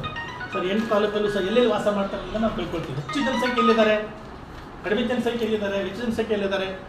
ಸೊ ಆ ರೀತಿ ನಾವು ಅಧ್ಯಯನಕ್ಕೆ ಒಳಪಡಿಸಿ ಆ ವರದಿ ಮಾಹಿತಿಯನ್ನು ತೆಗೆದುಕೊಂಡು ಬಂದು ಅನಾಲಿಸಿಸ್ ಮಾಡಿ ಆ ಟೇಬಲ್ ರೂಪದೊಳಗೆ ಅದನ್ನು ನಾವು ಸರ್ಕಾರಕ್ಕೆ, ಅಂದರೆ ಸ್ಪಷ್ಟವಾಗಿರ್ತಕ್ಕಂಥ ವಿಷಯ ಹೇಳಬೇಕಲ್ಲ, ಆರ್ಥಿಕವಾಗಿ ಹೇಗಿದ್ದಾರೆ, ಅವ್ರ ಜೀವನ ಶೈಲಿ ಹೇಗಿದೆ, ಎಷ್ಟು ಜನ ಕುಲಕಸಬನ್ನೇ ಅವಲಂಬಿಸಿ ಜೀವನ ಮಾಡ್ತಿದ್ದಾರೆ, ಎಷ್ಟು ಜನ ಆಧುನಿಕ ಕುಲಕಸಬನ್ನ ಆಯ್ಕೆ ಮಾಡ್ಕೊಂಡಿದ್ದಾರೆ, ಎಷ್ಟು ಜನ ಸರ್ಕಾರಿ ನೌಕರರಿದ್ದಾರೆ, ಎಷ್ಟು ಜನ ಅರೆ ಸರ್ಕಾರಿ ನೌಕರರಾಗಿದ್ದಾರೆ, ಅಥವಾ ಸ್ವಂತ ಏನು ದುಡಿಮೆ ಮಾಡ್ತಿದ್ದಾರೆ, ವ್ಯವಹಾರ ಮಾಡ್ತಾರೆ, ಎಷ್ಟು ಜನ ಕೂಲಿ ಕಾರ್ಮಿಕರಾಗಿದ್ದಾರೆ, ಇವೆಲ್ಲವೂ ಸಹ ಬಹಳ ಸ್ಪಷ್ಟವಾಗಿರ್ತಕ್ಕಂಥ ಮಾಹಿತಿಯನ್ನು ನಾವು ಪಡ್ಕೋಬೇಕಾಗ್ತದೆ. ಅದನ್ನು ಆ ಕುಟುಂಬಗಳು ಸಹ ಕೊಡಬೇಕಾಗ್ತದೆ. ಇವೆಲ್ಲ ಸಾಮಾಜಿಕ, ಆರ್ಥಿಕ, ಶೈಕ್ಷಣಿಕ ಮತ್ತು ರಾಜಕೀಯ ಸ್ಥಾನಮಾನ ವಿಷಯಗಳನ್ನ ಒಳಗೊಂಡಂತೆ ರಾಜ್ಯವನ್ನು ಪೂರ್ತಿ ಅಧ್ಯಯನ ಮಾಡ್ತೀವಿ. ತದನಂತರ ಆಳದ ಅಧ್ಯಯನ ಅಂತ ಇರ್ತದೆ, ಇಂಟೆನ್ಸಿವ್ ಫೀಲ್ಡ್ ವರ್ಕ್. ಒಂದು ಗ್ರಾಮವನ್ನು ನಾವು ಆಯ್ಕೆ ಮಾಡ್ಕೊಳ್ತೀವಿ. ಆ ಗ್ರಾಮದಲ್ಲಿರ್ತಕ್ಕಂಥ ಆ ಸಮುದಾಯದ ಆಚರಣೆಗಳ ಬಗ್ಗೆ, ಈ ಸಮಾಜದ ಆಚರಣೆಗಳ ಬಗ್ಗೆ ಅವರು ಪ್ರತಿಯೊಂದು ವಿಷಯಗಳನ್ನು ನಮ್ಮ ಸಂಶೋಧಕರು ಆಳವಾಗಿ ಅಧ್ಯಯನ ಮಾಡ್ತಾರೆ. ಜೊತೆಗೆ ಆ ಗ್ರಾಮದಲ್ಲಿರ್ತಕ್ಕಂಥ ಬೇರೆ ಸಮಾಜದ ಜೊತೆಗೆ, ಬೇರೆ ಏನು ಜನಾಂಗದ ಜೊತೆಗೆ ಅವರ ಸಂಬಂಧ ಹೇಗಿದೆ, ಅವೆಲ್ಲವೂ ಸಹ ಅಧ್ಯಯನಕ್ಕೆ ಒಳಪಡಿಸಿ ಸಮಗ್ರವಾಗಿರ್ತಕ್ಕಂಥ ಆಳದ ಅಧ್ಯಯನ ನಾವು ಮಾಡ್ತೀವಿ. ಅದು 1 ತಿಂಗಳು ಅಲ್ಲಿ ಇದ್ದೇ ಇರ್ತಾರೆ, ಅವರು ಹಳ್ಳಿಯೊಳಗೆ ಇರಲೇಬೇಕು ಅವರು. ಯಾಕಂದರೆ ಬೆಳಗಿಂದ ಸಂಜೆವರೆಗೆ ನಡೀತಕ್ಕಂಥ ಕಾರ್ಯಚಟುವಟಿಕೆಗಳು ಭಾಳ ಮುಖ್ಯ. ಆಮೇಲೆ ಸಂಶೋಧಕರು ನೇರವಾಗಿ ಹೋದ ತಕ್ಷಣ ಅವ್ರನ್ನ ಯಾರೂ ಸಡನ್ನಾಗಿ ಎಂಟರ್ಟೈನ್ ಮಾಡೋದಿಲ್ಲ. ಸ್ಟ್ರೇಂಜರ್ಸ್ ಅಂತ ಹೇಳ್ತೀವಲ್ಲ, ಹೊಸಬ್ರು ಆದ ತಕ್ಷಣ ಯಾರೂ ನಮ್ಮನ್ನು ಒಳಗಡೆ ಕರ್ಕೊಳ್ಳೋದಿಲ್ಲ, ಮಾಹಿತಿಯನ್ನು ಹೇಳೋದಿಲ್ಲ. ಅದಕ್ಕೋಸ್ಕರ ರ್ಯಾಪೋರ್ಟ್ ಎಸ್ಟಾಬ್ಲಿಷ್ ಮಾಡಬೇಕಾಗತ್ತೆ. ಅಂದ್ರೆ ನಾವು ಯಾರು ಅನ್ನೋದ್ರ ಬಗ್ಗೆ ಗೊತ್ತಾಗಬೇಕಲ್ಲ. ಸರ್ಕಾರದವ್ರು ಬಂದರೆ ಏನೋ ನಮಗೆ ಸ್ಕೀಮ್ ಕೊಡ್ತಾರೆ, ಪ್ರೋಗ್ರಾಮ್ ಕೊಡ್ತಾರೆ, ಏನೇನೋ ಅವಕಾಶಗಳಿದೆ ನಮಗೆ ಅಂಥೇಳಿ ಅವರು ಸಡನ್ನಾಗಿ ಆ ರೀತಿ ತಿಳ್ಕೊಂಡು ತಮ್ಮ ಒಂದು ವಿಷಯಗಳನ್ನ ಇದ್ರೂ ಸಹಿತ ಇಲ್ಲೇ ಅಂತ ಹೇಳ್ತಿರ್ತಾರೆ. ನಿಮಗೊಂದು ಎಷ್ಟು ಎಕರೆ ಜಮೀನಿದೆ ಅಂತಾರೆ, ಜಮೀನೇ ಇಲ್ಲ ಅಂತ ಹೇಳ್ತಾರೆ. 1-2 ಎಕರೆ ಇರ್ಬೋದು ಅವರಿಗೆ. ಅವರು ಸುಳ್ಳು ಹೇಳಬಾರ್ದು. ಸುಳ್ಳು ಹೇಳೋದ್ರಿಂದ ನಮಗೇನಾಗುತ್ತೆ, ಸಂಶೋಧನೆ ಸರಿಯಾಗಿಲ್ಲ ಅಂತ. ಅವ್ರು ನಿಜ ಹೇಳೋಕೆ ಮಾಡಬೇಕು ಅಂದರೆ ಅವ್ರೊಟ್ಟಿಗೆ ನಾವು ಸರಿಯಾಗಿರ್ತಕ್ಕಂಥ ಸಂಬಂಧ ಬೆಳೆಸ್ಬೇಕು. ನಾವು ಪಿಂಜಾರ್ ನದಾಫ್ ಸಮುದಾಯದ ಕುಟುಂಬದ ಒಬ್ಬರು ಸದಸ್ಯರಾಗಿ ನಾವು ಅಧ್ಯಯನ ಮಾಡಬೇಕಾಗತ್ತೆ. ಹಂಗಿದ್ದಾಗ ಮಾತ್ರ ನಮಗೆ ಸಮರ್ಪಕವಾಗಿ ಮತ್ತು ಕ್ವಾಲಿಟೇಟಿವ್ ಡಾಟಾ ಸಿಗೋಕ್ಕೆ ಸಾಧ್ಯ ಇದೆ. ಆ ರ್ಯಾಪೋರ್ಟ್ ಎಸ್ಟಾಬ್ಲಿಷ್ ಮಾಡೋದು ದೊಡ್ಡ ಚಾಲೆಂಜು ನಮ್ಮ ಸಂಶೋಧಕರಿಗೆ, ಮಾನವಶಾಸ್ತ್ರಜ್ಞರಿಗೆ. ಅದನ್ನು ನಾವು ಎಕ್ಸ್ಪೆಕ್ಟ್ ಮಾಡೋದು, ಎಸ್ಪೆಷಲಿ ನಾನು ಅದನ್ನು ಬಹಳ ಮುಖ್ಯವಾಗಿ ನಾನು ಭಾಳ ಜಾಗರೂಕತೆಯಿಂದ ಮಾಡೋದು. ಆ ಒಂದು ಸಮಗ್ರವಾಗಿರ್ತಕ್ಕಂಥ ಮಾಹಿತಿಯನ್ನು. ಆಮೇಲೆ ಈಗ ಮದುವೆ ನಡೀತಾ ಇದೆ, ಮದುವೆ ಕಾರ್ಯಕ್ರಮ ಆಗಲಿ, ಮತ್ತು ಇನ್ನಿತರೆ ಆಚರಣೆಗಳು ನಡೀತವೆ. ಆದರೆ ಸ್ಟ್ರೇಂಜರ್ಸನ್ನು ಹೊಸದಾಗಿದ್ದವನು ಯಾರೂ ಎಂಟರ್ಟೈನ್ ಮಾಡೋದಿಲ್ಲ. ಅದಕ್ಕೆ ಟೈಮ್ ಬೇಕಾಗುತ್ತೆ, 1-2-3 ದಿನ ನಾವು ಯಾರು ಅಂತ ಹೇಳ್ಕೊಬೇಕಲ್ಲ. ಈಗ ಫಸ್ಟಿಗೆ ಹೋದ ತಕ್ಷಣ ನೀರೇ ಕೊಡೋದು ಕುಡಿಯೋಕೆ ಅವರು. ನೀವು 2ನೇ ದಿನ 3ನೇ ದಿನ ಮನೆಗೆ ಹೋಗ್ರಿ, ಟೀ ಕೊಡ್ತಾರೆ ಅವ್ರು. ನೀರು ಅಷ್ಟು ಕೊಡೋದಿಲ್ಲ, ನೀರು ಕುಡಿದವ್ರು ಟೀನೂ ಕೊಡ್ತಾರೆ ಅವ್ರಿಗೆ. 4 ದಿನಕ್ಕೆ ಊಟ ಕೊಡ್ತಾರೆ, ಬನ್ನಿ ಊಟ ಮಾಡಿರಿ ನಮ್ಮವ್ರು ನೀವು ಅಂತೇಳಿ. ಆ ರೀತಿ ಸಂಬಂಧಗಳನ್ನ ಬೆಸಿಬೇಕು ನಮ್ಮ ಸಂಶೋಧಕರು ಆ ಸಮಾಜದ, ಆ ಗ್ರಾಮದಲ್ಲಿ. ಆ ಗ್ರಾಮದ ಒಬ್ಬ ಸದಸ್ಯನಾಗಿ ಸಹ ಆ ರೀತಿಯ ಒಂದು ವರ್ತನೆಯನ್ನು ಅವರು ಕಲಿತುಕೊಂಡು ಅವ್ರ ಜೊತೆಗೆ ಮನವರಿಕೆ ಆದಮೇಲೆ ಅವರು ನಿಜವಾಗಿರ್ತಕ್ಕಂಥ ಮಾಹಿತಿಯನ್ನು ಕೊಡ್ತಾರೆ. ಅದು ಭಾಳ ಮುಖ್ಯ ನಮಗೆ. ಈಗ ವಿವಾಹ ಕುರಿತು ಹಲವಾರು ಸಂಶೋಧಕರು ಬರೆದಿದ್ದಾರೆ ಬುಕ್ಕಲ್ಲಿ. ಇವ್ರ ಮದುವೆ ಹಿಂಗೆ ನಡೀತದೆ, ಅವ್ರ ಮದುವೆ ಹಿಂಗೆ ನಡೀತದೆ, ಹಿಂಗೆ ಮಾಡ್ತಾರೆ. ಅದು ನಮಗೆ ಅಷ್ಟು ಸಮಂಜಸವಾಗಿ ಕಾಣೋದಿಲ್ಲ. ಅದೇ ನಮ್ಮ ಸಂಶೋಧಕ ಆ ಗ್ರಾಮದ ಒಂದು ಮದುವೆ ನಡೀತೈತೆ ಅಂದರೆ ಆ ಮದುವೆ ಒಳಗೆ ಅವರು ಪಾರ್ಟಿಸಿಪೇಟ್ ಮಾಡಲೇಬೇಕು. ಬೆಳಗ್ಗೆಯಿಂದ ಸಂಜೆವರೆಗೂ, ರಾತ್ರಿ ಮತ್ತು ಮಧ್ಯಾಹ್ನ ಏನೇನು ಆಚರಣೆಗಳು ಕಾರ್ಯಕ್ರಮ ಮಾಡ್ತಾರೆ ಅವೆಲ್ಲವೂ ಸಹ ತಾನು ಫಸ್ಟ್ ಹ್ಯಾಂಡ್ ಇನ್ಫಾರ್ಮೇಷನ್ ಅಂತ ಹೇಳ್ತೀವಿ ನಾವು. ಪಾರ್ಟಿಸಿಪೆಂಟ್ ಅಬ್ಸರ್ವೇಷನ್ ಅಂತ ಹೇಳ್ತೀವಿ. ಸಹಭಾಗಿತ್ವ ಅವಲೋಕನ. ಅವರೊಬ್ಬರಾಗಿ ಅದನ್ನು ಸಂಪೂರ್ಣವಾಗಿ ಅಧ್ಯಯನ ಮಾಡಿ ತಿಳ್ಕೊಂಡು ಆ ವರದಿಯಲ್ಲಿ ನಾವು ಬರ್ಕೋಬೇಕು. ಅವಾಗೇನಾಗುತ್ತೆ, ಭಾಳ ಶಿಸ್ತುಬದ್ಧವಾಗಿರ್ತಕ್ಕಂಥ ಅಧ್ಯಯನ ಆಗುತ್ತೆ. ಆ ರೀತಿ ಮಾಡಿಸ್ಬೇಕು ಅನ್ನೋದು ನನ್ನ ಒಂದು ಜವಾಬ್ದಾರಿ, ಅದನ್ನು ನಾವು ಮಾಡ್ತೀವಿ. ಸೊ ಹೀಗಾಗಿ ಸಮಗ್ರವಾಗಿರ್ತಕ್ಕಂಥ ಕುಲಶಾಸ್ತ್ರತೆಯನ್ನು ನಾವು ಮಾಡಬೇಕಾಗುತ್ತೆ. ಇಡೀ ರಾಜ್ಯದ ಎಲ್ಲ ಜಿಲ್ಲೆಗಳಿಗೂ ಸಹ ನಾವು ಭೇಟಿ ಕೊಟ್ಟು ಈ ರೀತಿಯ ಎಲ್ಲರಿಗೂ ಮನವರಿಕೆ ಮಾಡಿ ನಮ್ಮ ಅಧ್ಯಯನ ಶುರು ಮಾಡ್ತೀವಿ. ನಮ್ಮ ಅಧ್ಯಯನದಲ್ಲಿ ಸುಮಾರು 8ರಿಂದ 10 ಜನ ಸದಸ್ಯರಿರ್ತಾರೆ. ಅವರೆಲ್ಲರಿಗೂ ಪ್ರತಿಯೊಂದು ಜಿಲ್ಲೆಗಳ ಜವಾಬ್ದಾರಿನ ಕೊಡ್ತೀವಿ. ನಾನು ಸಹ ಅವ್ರ ಜೊತೆಗಿರ್ತೀನಿ. ಜೊತೆಗೆ ಎಲ್ಲರಿಗೂ ನಾವು ಸ್ಪೆಸಿಫಿಕ್ ಆಗಿ ತಾಲೂಕು ಮಟ್ಟದಲ್ಲಿ ಹೋಗಿ ಕಾರ್ಯಾಗಾರ ಮಾಡಿಕೊಂಡು ಅರಿಮೂಡಿಸೋಕ್ಕಾಗೋದಿಲ್ಲ. ಇಂಥ ಜಿಲ್ಲಾ ಮಟ್ಟದಲ್ಲಿ ಈಗ ಗದಗ ಜಿಲ್ಲೆಗೆ ಬನ್ನಿ ಅಂತ ಕರೆದಿದ್ದಾರೆ ಅವರು. ಬೆಳೇರಿ ಸಾಹೇಬ್ರು, ಬೆಳೇರಿಲ್ಲ ಅವರು, ಹಾಂ ಬೆಳೇರಿ ಬಂದಲ್ಲ ಅಲ್ಲಿ ಬೆಳೇರಿ, ಹಾಂ ಅವರು ಅವ್ರು ಹೇಳಿದೆ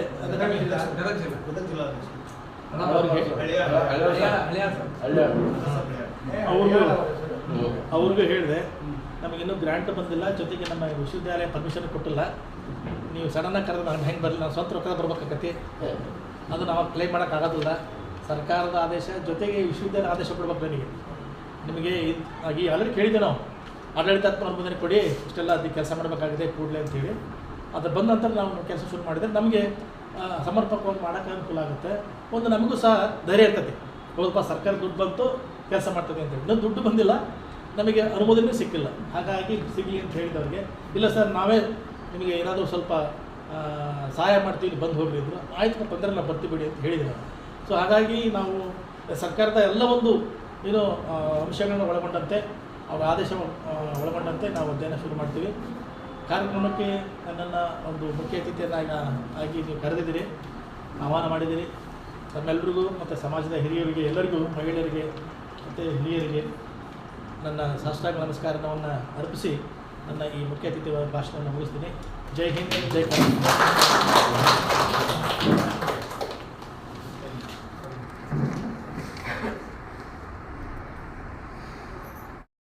ಕರ್ನಾಟಕ. ಸನ್ಮಾನ್ಯ ಹಜರತ್ ಅಲಿ ದೊಡ್ಡಮನಿಯವರೇ, ನಮ್ಮ ಧಾರವಾಡ ಜಿಲ್ಲೆಯ ಜಿಲ್ಲಾ ಸಂಘದ ಅಧ್ಯಕ್ಷರಾಗಿರ್ತಕ್ಕಂಥ ಮಾನ್ಯ FM ನದಾಫ್ರವರೇ, ನಮ್ಮ ಮಹಿಳಾ ಸಂಘಟನೆಯ ಮುಂಚೂಣಿಯಲ್ಲಿರ್ತಕ್ಕಂಥ ಶ್ರೀಮತಿ ರಜಿಯಾ ಬೇಗಂ ಪುಟವಾಗಿಯವರೇ, ಈ ಸಭೆಯಲ್ಲಿ ಉಪಸ್ಥಿತರಿರತಕ್ಕಂಥ ನನ್ನ ಎಲ್ಲ ಸಹೋದರ ಬಂಧುಗಳು, ತಾಲೂಕಾ ಘಟಕದ ಅಧ್ಯಕ್ಷರಿದ್ದೀರಿ, ರಾಜ್ಯ ಕಾರ್ಯಕಾರಿ ಸಮಿತಿಯ ಸದಸ್ಯರಿದ್ದೀರಿ, ರಾಜ್ಯ ಪ್ರತಿನಿಧಿಗಳಿದ್ದೀರಿ, ತಾಲೂಕಾ ಪ್ರತಿನಿಧಿಗಳಿದ್ದೀರಿ, ಮಹಿಳಾ ಸದಸ್ಯರಿದ್ದೀರಿ. ತಮ್ಮೆಲ್ಲರನ್ನ ಅತ್ಯಂತ ಆತ್ಮೀಯತೆಯಿಂದ ನಾನು ನನ್ನನ್ನು ಈ ಸಭೆಯಲ್ಲಿ ನಮ್ಮ ಧರ್ಮದ ಒಂದು ಮೂಲ ಆಚರಣೆ ಆಗಿರ್ತಕ್ಕಂಥ ಹಜ್ ಮತ್ತು ಉಮ್ರಾ, ಆ ಒಂದು ಆಚರಣೆಯಲ್ಲಿ ಹಜ್ಜನ್ನು ನಾವು ಇಂಥ ವಯಸ್ಸಿನಲ್ಲಿ ಮಾಡಲಿಕ್ಕೆ ಆಗೋದಿಲ್ಲ ಅನ್ನೋ ಒಂದು ಇಟ್ಕೊಂಡು ನಾನು ಕುಟುಂಬ ಸಮೇತ ನನ್ನ ಮೊಮ್ಮಕ್ಕಳ ಸಮೇತ ನಾನು ಉಮ್ರಾ ಮಾಡ್ಕೊಂಡು ಬಂದಿದ್ದೇನೆ. ಆ ಒಂದು ಪ್ರಯುಕ್ತ ತಾವೆಲ್ಲರೂ ಅಭಿಮಾನದಿಂದ ನನ್ನನ್ನು ಈ ಸಭೆಗೆ ಕರೆದು ಸನ್ಮಾನಿಸಿದ್ದಕ್ಕಾಗಿ ನನ್ನ ಕುಟುಂಬದ ಪರವಾಗಿ, ನನ್ನ ವೈಯಕ್ತಿಕ ಪರವಾಗಿ ತಮ್ಮೆಲ್ಲ ನದಾಫ್ ಬಂಧುಗಳಿಗೆ, ಹಿತೈಷಿಗಳಿಗೆ ಅತ್ಯಂತ ಧನ್ಯವಾದಗಳನ್ನು ಈ ಸಂದರ್ಭದಲ್ಲಿ ಅರ್ಪಿಸ್ತಾ ಇದ್ದೇನೆ. ಇನ್ನು ಎರಡನೇದಾಗಿ, ಮುಖ್ಯವಾಗಿ ಈ ಸಭೆಯಲ್ಲಿ ಮಾನ್ಯ ಬಸವನಗೌಡರವರು ಬಹಳ ಮಾರ್ಮಿಕವಾಗಿ, ಬಹಳ ವಿಸ್ತಾರವಾಗಿ ನಮ್ಮ ಜನಾಂಗದ ಕುಲಶಾಸ್ತ್ರ ಅಧ್ಯಯನದ ಕುರಿತು ಬಹಳ ವಿಸ್ತಾರವಾಗಿ ಮಾತನಾಡಿದ್ದಾರೆ. ಇನ್ನು ಮಾತನಾಡ್ತಕ್ಕಂಥದ್ದು ಭಾಳ ಇದೆ ಅವರಲ್ಲಿ. ಅವರ ಕಾರ್ಯಪ್ರವೃತ್ತಿ ಅವರು 1 ವರ್ಷದಲ್ಲಿ ನಿಮಗೆಲ್ಲರಿಗೂ ಗೊತ್ತಾಗ್ತದೆ. ದಯಮಾಡಿ ಅವರ ಹೆಸರಿನ ಮೇಲೇ ಗೊತ್ತಾಗ್ತದೆ. ಬಸವನಗೌಡ, ಈಗಿನ ಸಮಾಜದೊಳಗೆ ಸಾಮರಸ್ಯವನ್ನು ಸಾರಿದವರೇ ಬಸವಣ್ಣ. ಆ ಬಸವಣ್ಣನ ಹೆಸರನ್ನೇ ಇಟ್ಕೊಂಡು ಸಾರ್ಥಕವಾಗಿದೆ ಈಗ ಅವ್ರದ್ದು.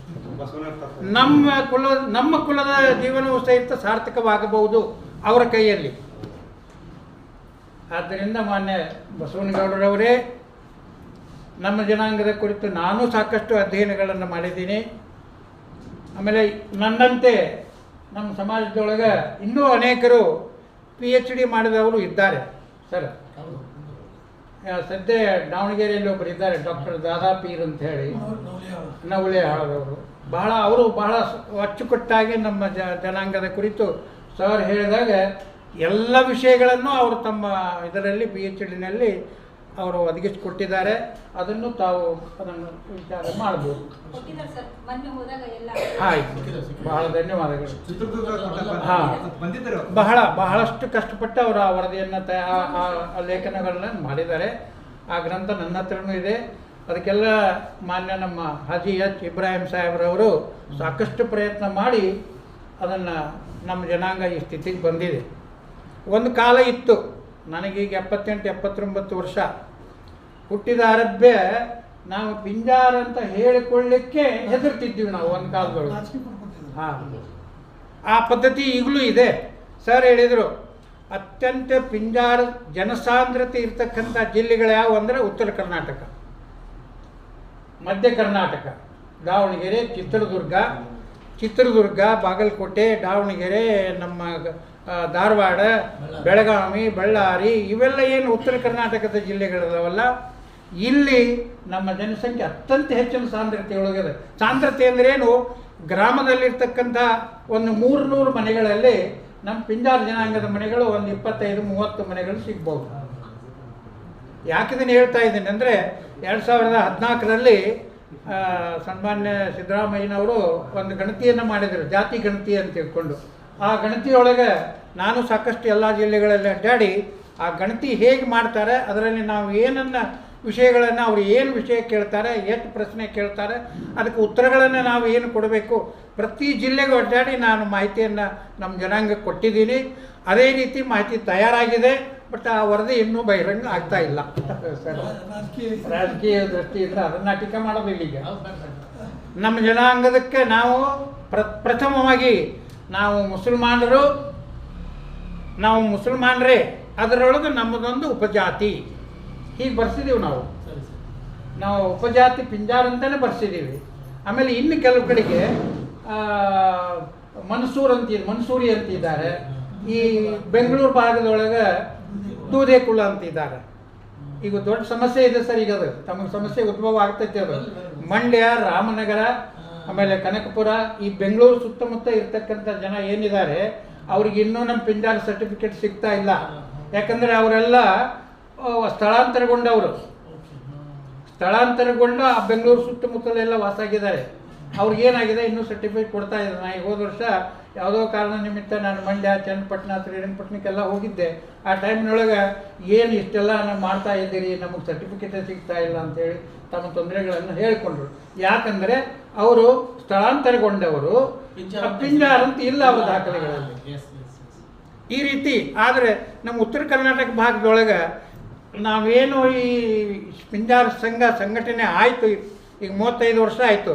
ಸಂಘಟನೆ ಆದಾಗಿಂದಲೂ ನಾವು ಪಿಂಜಾರ ಅಂತ ಬರ್ತಿದ್ದೀವಿ. ನದಾಫ್ ಅಂತ ಬರ್ಸಿದ್ದಾರೆ ಕೆಲವರು. ಇನ್ನು ನನ್ನ ಜಾತಿನೇ ಹಿಂದೂ ಮುಸಲ್ಮಾನ್ ಅಂತಿತ್ತು. ಹಿಂದೂ ಮುಸಲ್ಮಾನ್ ಅಂತಿತ್ತು ನನ್ನ ಜಾತಿ. ಅದನ್ನು ಎಷ್ಟೋ ವರ್ಷಗಳ ಕಾಲ ಕೋರ್ಟ್ಗೆ ಅಡ್ಡಾಡಿ ಅದನ್ನು ಬದಲಾವಣೆ ಮಾಡ್ಕೊಂಡಿದ್ದೀನಿ ನಾನು. ಯಾಕಂದರೆ ಆಗಿನ ಕಾಲ ಆಗಿತ್ತು, ನಾವು ಯಾರನ್ನೂ ಟೀಕೆ ಮಾಡೋದಿಲ್ಲ. ಹಿಂದೂ ಮುಸಲ್ಮಾನ್ ಅಂತ ಬರೆದಿದ್ರು. ಈಗೇನು ಮಾಡ್ತಾರೆ, ಮುಸ್ಲಿಂ ಪಿಂಜಾರ, ಈಗ ಉಪಜಾತಿ ಅಂತ ಬರೀತಾರೆ. ಈಗ ಮೊದಲು ಇರಲಿಲ್ಲ, ಅದು ಸಬ್ ಕ್ಯಾಸ್ಟ್ ಇದ್ದಿಲ್ಲ. ಅದಕ್ಕೆ ಡಾಕ್ಟರ್ ಬಸವನಗೌಡರವರಿಗೆ ಅನೇಕ ಸಮಸ್ಯೆಗಳಿದಾವೆ. ದಯಮಾಡಿ ಹೆಚ್ಚು ತಾವು ಉತ್ತರ ಕರ್ನಾಟಕ ಭಾಗದೊಳಗೆ ತಾವು ಹೇಳಿದಾಗೆ ಪ್ರತಿಯೊಂದು ಗ್ರಾಮದಲ್ಲಿ 25-30 ಕುಟುಂಬಗಳಿದಾವೆ. ನಮ್ಮ ಆಚರಣೆಗಳ ಬಗ್ಗೆ ಅವರು ಸರ್ ಹೇಳಿದರು. ದಯಮಾಡಿ ನಾನು ಈ ರೀತಿ ಹೇಳ್ತೀನಿ, ತಿಳ್ಕೊಬೇಡ್ರಿ. ನಮ್ಮ ಮನೆತನದವರು ಸಹಿತ ಗಾದಿ ಹಾಕ್ತಿದ್ರು, ಹಗ್ಗ ಮಾಡ್ತಿದ್ರು, ಬಾರ್ಕೋಲ್ ಮಾಡ್ತಿದ್ರು, ಕಣ್ಣಿ ಮಾಡ್ತಿದ್ರು. ರೈತರ ಜೊತೆಗೆ ಅತ್ಯಂತ ಉತ್ತಮವಾದ ಒಡನಾಟವನ್ನು ಇಟ್ಕೊಂಡು ಜೀವನ ಮಾಡ್ತಿದ್ರು. ಅವರ ಜಾತ್ರೆ, ಮದುವೆ ಸಮಾರಂಭಗಳೊಳಗೆ ನಾವು ಭಾಗವಹಿಸ್ತಿದ್ವಿ. ನಮ್ಮ ಮದುವೆ ಸಮಾರಂಭ, ಜಾತ್ರೆ, ನಮ್ಮ ಉರುಸು ಅಂತ ಇಂಥ ಸಮಾರಂಭಗಳು ಆ ಹಿಂದೂಗಳೆಲ್ಲ ಒಟ್ಟಿಗೆ ನಿಂತು ಕೆಲಸ ಕಾರ್ಯಗಳನ್ನು ಮಾಡ್ತಾಯಿದ್ರು. ಈ ರೀತಿ ಒಂದು ಸಾಮರಸ್ಯ ಜೀವನವನ್ನು ನಾವು ಸಾಗಿಸ್ಕೊಂಡು ಬಂದಿದ್ದೀವಿ. ಈಗಲೂ ಹಾಗೇ ಇದೆ. ಇವತ್ತಿಗೂ ನಾವು ಹಳ್ಳಿಯೊಳಗೆ ನಾವು ಮದುವೆ ಮಾಡಿದರೆ ನಾವು ನಮ್ಮ ಹಿಂದೂ ಸಮಾಜದ ಮುಖಂಡರ ಕೈಯೊಳಗನ ರೇಷನ್ ಕೊಟ್ಟು ಬಿಡ್ತೀವಿ ಸರ್. ಅಂಥ ಪದ್ಧತಿ ಈಗಲೂ ಇದೆ ನಮ್ಮ ಉತ್ತರ ಕರ್ನಾಟಕದೊಳಗೆ. ಯಾಕಂದರೆ ಇಡೀ ಹಳ್ಳಿ ಜನರೆಲ್ಲ ಬಂದು ಊಟ ಮಾಡಬೇಕಲ್ಲ. ಅದಕ್ಕೆ ಏನು ಮಾಡ್ತೀವಿ, ನಮ್ಮ ಜನಾಂಗದವರು ಆ ಊಟಕ್ಕದ ಖರ್ಚಿಗೆ ಏನು ರೇಷನ್ ಬೇಕು, ಅಕ್ಕಿ ಬೇಕು, ಬೆಲ್ಲ ಬೇಕು, ಬ್ಯಾಳೆ ಬೇಕು, ಇವೆಲ್ಲವುಗಳನ್ನು ಹಿಂದೂ ಸಮಾಜದ ಮುಖಂಡರನ್ನು ಕರ್ಕೊಂಡು ಹೋಗಿ ಕೊಡಿಸ್ತೀವಿ. ಅಲ್ಲಿ ಒಂದು ಕಡೆ ಸಾರ್ವಜನಿಕ ಸಂಪರ್ಕ ಇರ್ತಕ್ಕಂಥ ಉಗ್ರಾಣ ಅಂತ ಇರ್ತೈತಿ, ದೇವಸ್ಥಾನ ಇರ್ತೈತಿ, ಒಂದು ಗುಡಿ ಕಟ್ಟಿ ಇರ್ತೈತಿ. ಅಲ್ಲೆಲ್ಲ ಅಡುಗೆ ಮಾಡಿ ಇಡೀ ಗ್ರಾಮದ ಎಲ್ಲ ಜನ ಒಂದಾಗಿ ಊಟ ಮಾಡ್ತಾರೆ, ಒಂದಾಗಿ ಅಕ್ಕಿ ಕಾಳು ಹಾಕ್ತಾರೆ. ಅಕ್ಕಿ ಕಾಳು ಹಾಕೋದು ಇನ್ನೂ ನಡೆದಿದೆ ನಮ್ಮಲ್ಲಿ. ಅಕ್ಕಿ ಕಾಳನ್ನು ಅಕ್ಕಿ ಕಾಳು ಅನ್ನೋದಿಲ್ಲ, ಅದಕ್ಕೆ ನಿಕಾ ಅಂತ ಹೇಳ್ತೀವಿ ನಾವು ಅದಕ್ಕೆ. ಆದರೆ ಅದನ್ನು ನಿಕಾದ ಜೊತೆಗೆ ಅಕ್ಕಿ ಕಾಳು ಅಂತ ಹಾಕ್ತಾರೆ ಇವರು. ಅದಕ್ಕೆ ದಯಮಾಡಿ ಬಹಳಷ್ಟು ಅವರು ಸಂಶೋಧನೆಯನ್ನು ಮಾಡಿದ್ದಾರೆ. ಅವರಿಗೆ ಅತ್ಯಂತ ಧನ್ಯವಾದಗಳನ್ನು ನಾವು ಪಿಂಜಾರ ಜನಕ್ಕೆ, ಯಾಕಂದರೆ ಅಂಥವ್ರ ಕೈಯಲ್ಲಿ ಆದರೂ ನಮ್ಮ ಜನಾಂಗ ಉದ್ಧಾರ ಆಗಲಿ ಅನ್ನೋದು ನನ್ನ ದೊಡ್ಡ ಆಸೆ. ಯಾಕಂದರೆ ಇಂಥ ಒಂದು ಕೆಲಸ ಇಲ್ಲಿವರೆಗೆ ಆಗಿರಲಿಲ್ಲ. ಅದು ಸುಮಾರು 35 ವರ್ಷ ಆಯಿತು ಸಂಘ ಸ್ಥಾಪನೆ ಆಗುವಾಗೂ ನಾವು ಕರ್ನಾಟಕ ಯೂನಿವರ್ಸಿಟಿಯನ್ನು ಭೇಟಿ ಮಾಡಿ ಆವಾಗೂ ನಾವು ಕಾಂಟ್ಯಾಕ್ಟ್ ಮಾಡಿದ್ದೀವಿ ಸರ್. ದೊಡ್ಡ ಮನೆಯವರು ಇದ್ದಾರೆ ನೋಡ್ರಿ, ಪ್ರೊಫೆಸರ್ ಎಂ ನದಾಫ್ ಅಂತ ಇದ್ದರು. ಇವರೆಲ್ಲರೂ ಕೂಡಿಕೊಂಡು ಈ ನಿಮ್ಮ ಯೂನಿವರ್ಸಿಟಿಯಿಂದ ಒಂದು ನಿಘಂಟು ಏನಿದೆ ಅಲ್ರಿ, ಅದರೊಳಗೆ ಪಿಂಜಾರ ಅಂತ ಯಾಕೆ ಬಂತು, ನದಾಫ್ ಅಂತ ಯಾಕೆ ಬಂತು, ಇದರ ಡಿಕ್ಷನರಿ ಸಮೇತ ಅದಕ್ಕೆ ವಿವರಣೆಯನ್ನು ನಾವು ನಿಮ್ಮ ಯೂನಿವರ್ಸಿಟಿಯಿಂದ ಬರೆಸ್ಕೊಂಡು ತೊಗೊಂಡೋಗಿದ್ವಿ. ಆಗಿನ ಕಾಲದೊಳಗೆ ಜಯಂತ್ ಪಟೇಲ್ ಅವರು ಇನ್ನೊಬ್ರು ಯಾರೋ ಮುಖ್ಯಮಂತ್ರಿಗಳಿದ್ದರು. ಹಂಗೆ ಕರ್ನಾಟಕ ಯೂನಿವರ್ಸಿಟಿ ಜೊತೆಗೆ ನಮ್ಮ ಸಂಬಂಧ, ಪಿಂಜಾರ ಜನಾಂಗದ ಸಂಬಂಧ ಅವಿನಾಭಾವ ಸಂಬಂಧ. ನಿಮ್ಗೆ ಇನ್ನೊಂದು ಹೇಳ್ತೀನಿ, RC ಹಿರೇಮಠರವರು ನಿಮ್ಮ ಚಾನ್ಸಲರ್ ಇದ್ದರು. ಅವ್ರ ಮನೆ ನನ್ನ ಮನೆ ಪಕ್ಕದ ಮನೆ ಊರಲ್ಲಿ. ಅಂಥ ಗ್ರಾಮದಲ್ಲಿ ನಾನು ಹುಟ್ಟಿದವನು. RC ಹಿರೇಮಠ ಅಂತೇಳಿ ವೈಸ್ ಚಾನ್ಸಲರ್ ಇದ್ದರು ಇಲ್ಲಿ. ಅದಕ್ಕೆ ಅಂಥ ಯೂನಿವರ್ಸಿಟಿ ಒಳಗೆ ತಮ್ಮಂಥವರು ಇಂಥ ಒಂದು ನಮ್ಮ ಸಣ್ಣ ಜನಾಂಗದ ಕುಲಶಾಸ್ತ್ರ ಅಧ್ಯಯನ, ನಾವೊಂದು ಕುಲದಾಗ ಇದ್ದೀವಿ ಈಗ, ಅದನ್ನು ಶಾಸ್ತ್ರೀಯವಾಗಿ ಅಧ್ಯಯನ ಮಾಡಬೇಕು ಅವರು. ನೋಡ್ರಿ ಎಷ್ಟೊಂದು ಗುರುತರವಾದ ಹೊಣೆ ಇದೆ. ಅದನ್ನು ಶಾಸ್ತ್ರೋಕ್ತವಾಗಿ ಮಾಡ್ತಾರೆ ಅವರು, ಶಾಸ್ತ್ರೀಯವಾಗಿ ಮಾಡ್ತಾರೆ. ನಮ್ಮೆಲ್ಲ ಆಚರಣೆಗಳನ್ನು ದಯಮಾಡಿ ಸರ್, ತಾವು ಯಾವ ಜಿಲ್ಲೆಗಳಿಗೆ ಹೋಗ್ತೀರಿ ಆ ಜಿಲ್ಲೆಯೊಳಗೆ ಮೊದಲು ತಿಳಿಸ್ರಿ. ಆ ಜಿಲ್ಲೆ ಇರ್ತಕ್ಕಂಥ ಮುಖಂಡರು, ಜಿಲ್ಲಾ ಅಧ್ಯಕ್ಷರು ಎಲ್ಲರೂ ತಮಗೆ ಸಹಕಾರ ಕೊಡ್ತಾರೆ. ತಮಗೆ ಯಾವ ರೀತಿ ಇದು ಬೇಕು ನಾವೆಲ್ಲ ಸಹಕಾರ ಕೊಡ್ತೇವೆ. ಇಡೀ ನಿಮ್ಮ ಉತ್ತರ ಕರ್ನಾಟಕದೊಳಗೆ ಎಲ್ಲ ಮಾಡಿಕೊಡ್ತೀವಿ. ಇನ್ನು ಹಳೆ ಮೈಸೂರು ಭಾಗದೊಳಗೆ ನಮ್ಮ ಈ ಕಡೆ ಇದ್ದ ಭಾಗದವರು ಬೆಂಗಳೂರಿನಲ್ಲಿದ್ದಾರೆ, ಕೋಲಾರದಲ್ಲಿದ್ದಾರೆ, ಚಿಕ್ಕಬಳ್ಳಾಪುರದಲ್ಲಿದ್ದಾರೆ, ಹೊಸಕೋಟೆಯಲ್ಲಿದ್ದಾರೆ, ಕನಕಪುರದಲ್ಲಿದ್ದಾರೆ. ಅವರಿಗೂ ತಾವು ಮಾಹಿತಿಯನ್ನು ಕೊಡಬೇಕು ದಯಮಾಡಿ. ಯಾಕಂದರೆ ಅವ್ರದ್ದು ಬಿಟ್ಟು ಹೋಗಬಾರ್ದು ಅಂತ. ಈಗ ಹಿಂದೆ ಕೆಲವು ಗಂಟೆ ಒಳಗೆ ಬಿಟ್ಟು ಹೋಗಿದೆ ಅದು.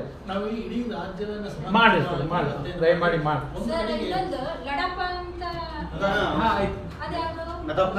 ಇಲ್ಲ, ನನ್ನ ಉದಾಹರಣೆ ಹೇಳ್ತೀನಿ.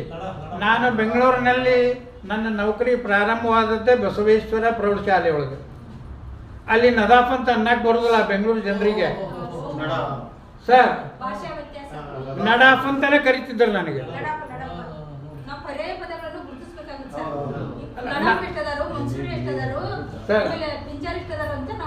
ನಾನು 1967 ಬಸವೇಶ್ವರ ಹೈಸ್ಕೂಲ್ನಲ್ಲೇ ಪ್ರೌಢಶಾಲೆ ಶಿಕ್ಷಕನಾಗಿ ನಿಯುಕ್ತಿ ಆದೆ. ನನ್ನನ್ನು ಯಾರೂ ನದಾಫ್ ಅಂತ ಕರೀತಿದ್ದಿಲ್ಲ, ನಡಾಫ್ ಅಂತಾನೆ ಕರೀತಿದ್ರು. ನಾನು ಬೆಂಗಳೂರು ಯೂನಿವರ್ಸಿಟಿ ನೈಟ್ ಕಾಲೇಜಿನಲ್ಲೇ ಓದಿದ್ದೀನಿ. ಎಲ್ಲ ನಡಾಫ್ ಅಂದ್ರೆ ಒಂದೇ, ನದಾಫ್ ಅಂದ್ರೆ ಒಂದೇ. ಅದು ಇಂಗ್ಲಿಷ್ನಲ್ಲಿ ಡಿ ಬರ್ತೈತಲ್ಲ ಮೇಡಮ್, ಅದಕ್ಕೆ ನಡಾಫ್ ಅಂತ ಕರೀತಾರೆ.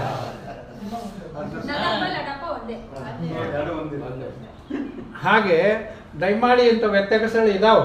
ಈಗ ಸರ್ ಹೇಳಿದ್ರು ದೂದೇ ಕುಲ ಅಂತ ಕರೀತಾರೆ. ದೂದ್ ಅಂದ್ರೆ ಬೆಳ್ಳಗೆ, ದೂದ್ ಅನ್ನೋದು ಒಂದು ಬೆಳ್ಳ ವಸ್ತು. ಅದು ಏನು ಸರ್, ಆ ದೂದೇ ಕುಲ, ಆ ಬೆಳ್ಳಗಿರುವ ಅಂದ್ರೆ ಹತ್ತಿ ಹಿಂಜಿ ಕೆಲಸ ಮಾಡ್ತಕ್ಕಂಥವರು ದೂದೇ ಕುಲ. ಆಂಧ್ರದಲ್ಲಿ ಬಹಳ ಜಾಸ್ತಿ ಇದೆ ಇದು. ದೂದ್ ಅಂದ್ರೆ ಬೆಳಗಿರ್ತೈತಿ. ಹತ್ತಿ ಹಿಂಜಿ ಕೆಲಸ ಮಾಡುವವರು ನಾವೇ ಪಿಂಜಾರರು. ಪಿಂಜರಿ ಪಿಂಜಾರ್ ಅಂತಾನು ಐತದ ಐತೆ ಸರ್. ಇಡೀ ಭಾರತ ಖಂಡದಲ್ಲಿ ನಾವು ಸುತ್ತಾಡಿದ್ರು ನಮ್ಮ ಜನಾಂಗ ಬದಲಾವಣೆ ಆಗಿಲ್ಲ.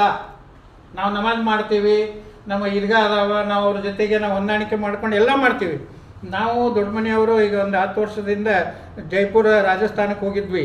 ಅಲ್ಲೊಂದು ಸಮ್ಮೇಳನಕ್ಕೆ, ಅಲ್ಲಿ ಪಿಂಜಾರರಿದ್ದಾರೆ, ಶೇಖ್ ಅಂತ ಕರೀತಾರೆ ಅವ್ರಿಗೆ. ಚಿತ್ತೂರುಗಡಕ್ಕೆ ಹೋಗಿದ್ದೀವಿ ನಾವು. ಅವ್ರು ಕರೆಸಿದ್ರು ಸ್ಪೆಷಲಾಗಿ, ನೀವು ಕರ್ನಾಟಕದವ್ರು ಬರಲೇಬೇಕು ಅಂತ ತಿಳ್ಕೊಂಡು.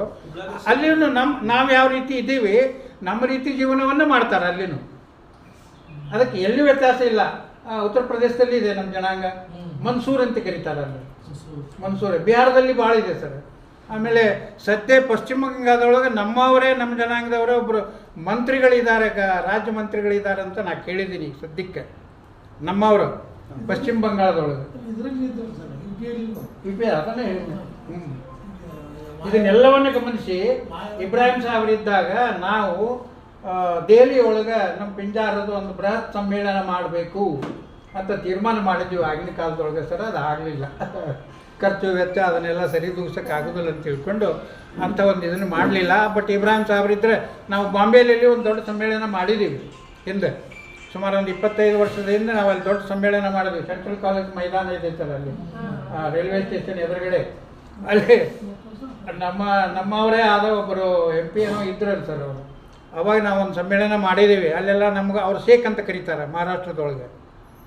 ಅವರು ಎಲ್ಲ ನಾವು ಈಗ ಏನಾಗಿದೆ ಇತ್ತೀಚೆಗೆ ನಾವು ಇಸ್ಲಾಮನ್ನು ಸ್ವೀಕಾರ ಅಂದರೆ ಏನು ಇಸ್ಲಾಮದ ಜೊತೆಗೆ ನಮ್ಮನ್ನು ಗುರುತಿಸ್ತಾರೆ ಅವರು. ಅವ್ರ ಜೊತೆಗೆ ನಾವು ಬಂಧುತ್ವವನ್ನು ಬಳಸ್ತೀವಿ, ಬೀಗ್ತನೂ ಮಾಡ್ತೀವಿ, ಮದುವೆ ಸಮಾರಂಭಗಳನ್ನು ಮಾಡ್ತೀವಿ. ಇಷ್ಟೆಲ್ಲ ಈಗ ಮಿಕ್ಸ್ ಆಗಿದೆ ನಮ್ಮದು. ಆದರೆ ನಮ್ಮ ಒರಿಜಿನಾಲಿಟಿಯನ್ನು ನಾವು ಬಿಟ್ಕೊಟ್ಟಿಲ್ಲ ಸರ್. ದಯಮಾಡಿ ಇವೆಲ್ಲ ಅಂಶಗಳನ್ನು ತಾವು ಇದನ್ನು ಮಾಡಿ, ತಾವು ಯಾವಾಗ ಕರಿತೀರಿ ನಾವು ಬರ್ತೀವಿ, ತಮ್ಮ ಜೊತೆಗೆ ಇರ್ತೀವಿ. ಏನಾದರೂ ಮಾಹಿತಿಗಳು ಬೇಕಿದ್ದರೆ ಅಥವಾ ಇಂಥ ಜಿಲ್ಲೆಗೆ ಹೋಗ್ತೀವಿ ಅಂದರೆ ನಮ್ಮ ಹಿರಿಯರು ಎಲ್ಲರೂ ನಾವು ನಿಮಗೆ ಸಪೋರ್ಟ್ ಮಾಡ್ತೀವಿ. ತಾವು ಈ ಕುಲಶಾಸ್ತ್ರ ಅಧ್ಯಯನವನ್ನು ಏನು ಒಂದು ಲಿಮಿಟೆಡ್ ಪೀರಿಯಡ್ ಕೊಟ್ಟಾರೆ ತಮಗೆ, ಆ ಒಂದು ಅವಧಿಯೊಳಗೆ ಅತ್ಯಂತ ನಮ್ಮ ಜನಾಂಗಕ್ಕೆ ಒಂದು ನಿಮ್ಮಿಂದ ನಾವು ನಮ್ಮ ಜನಾಂಗ ಉದ್ಧಾರ ಆಗಬೇಕಂತ ಮೊದಲೇ ಹೇಳ್ಬಿಟ್ಟಿದ್ದೀನಿ ನಾನೀಗ. ಯಾಕಂದರೆ ಅದು ಬಹಳ ಎಲ್ಲರಿಗೂ ಈ ಪುಣ್ಯ ಸಿಗೋದಿಲ್ಲ. ಅದಕ್ಕೆ ಬಸವನಗೌಡರಿಗೆ ಆ ಪುಣ್ಯ ಸಿಕ್ಕಿದೆ. ಯಾಕಂದರೆ ಬಸವಣ್ಣನ ಹೆಸರು ಇಟ್ಕೊಂಡಿದ್ದಾರೆ ಅವರು. ಕ್ರಾಂತಿ ಮಾಡಿದವರು ಬಸವಣ್ಣನವರು, ಕ್ರಾಂತಿ ಮಾಡಿದವರು ಅವರು 12ನೇ ಶತಮಾನದೊಳಗೆ. ಅಂಥ ಕ್ರಾಂತಿ ಪಿಂಜಾರರ ಕ್ರಾಂತಿ ಆಗ್ತೈತೆ ನಮ್ಮ ರೋಡ್ರಿಗೆ. ಅದಕ್ಕೆ ದಯಮಾಡಿ ತಾವು ಇವೆಲ್ಲವುಗಳನ್ನು ಗಮನದಲ್ಲಿ ಇಟ್ಕೊಂಡು ಅದನ್ನು ದಯಮಾಡಿ ನಮ್ಮ ಕುಲಶಾಸ್ತ್ರ ಅಧ್ಯಯನವನ್ನು ಮಾಡಿ, ನಿಮ್ಮ ಇದರೊಳಗೆ ನಾವು ನಮ್ಮ ಕುಲಶಾಸ್ತ್ರ ಅಧ್ಯಯನ ಅತಿ ಅಚ್ಚುಕಟ್ಟಾಗಿ ಜರುಗ್ತೈತಿ ಅಂತ ತಿಳ್ಕೊಂಡು ಆ ದೇವರಲ್ಲಿ, ಆ ಭಗವಂತನಲ್ಲಿ ಪ್ರಾರ್ಥನೆ ಮಾಡಿ ಈ ಒಂದು ವೇದಿಕೆಯೊಳಗೆ ಒಂದಿಷ್ಟು ಅವಕಾಶಗಳನ್ನು ಹಂಚಿಕೊಳ್ಳಿಕ್ಕೆ ತಾವೆಲ್ಲರೂ ಅನುವು ಮಾಡಿಕೊಟ್ಟಿದ್ದಕ್ಕಾಗಿ ತಮ್ಮೆಲ್ಲರಿಗೂ ಧನ್ಯವಾದಗಳನ್ನು ಹೇಳಿ ನಾನು 2 ಮಾತನ್ನು ಮುಗಿಸ್ತೇನೆ. ಅಸ್ಸಲಾಮು ಅಲೈಕುಂ. ಬಸವನಗೌಡ ಸರ್ ಅವರೇ, ಈ ಒಂದು ಸಮಾರಂಭದ ಅಧ್ಯಕ್ಷರಾದಂಥ ಒಂದು ಜಿಲ್ಲಾಧ್ಯಕ್ಷರಾದಂಥ FM ನದಾಫ್ ಅವರೇ,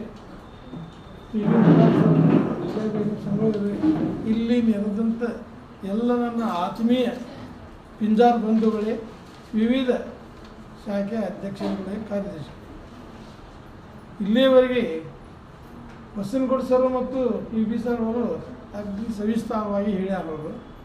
ಇನ್ನು ನಾವು ಏನು ಮಾಡಿವಂದರೆ ಇದಕ್ಕೆ ಅವ್ರು ಹೇಳೋದು ಬಸವನಗೌಡ ಸರ್ ಹೇಳಿದಂಗೆ ನಾವು ಇನ್ನೂ ಸರ್ಕಾರದಲ್ಲಿ ಭಾಳ ಒತ್ತಡ ತರಬೇಕಾಗಿತ್ತು. ನಾವು ಇದ್ರ ಬಗ್ಗೆ ಇದು 45 ಲಕ್ಷ ಎದಕ್ಕೂ ಸಾಲ ನಮ್ಮ ಬೆಳಿಗ್ಗೆ ಬೇರೆ ಐತೆ, ಅದನ್ನು ನಮ್ಮ ರಾಜ್ಯಾಧ್ಯಕ್ಷರು ತಿಳಿಸ್ಬೇಕಾಗಿತ್ತು. ನಾವು ತಾವು ಒಂದು 3-4 ಮಂದಿ ಹೋಗ್ಯಕ್ಕೆ ಮನವಿ ಕೊಟ್ಟು ಬಂದರು ಅವರು.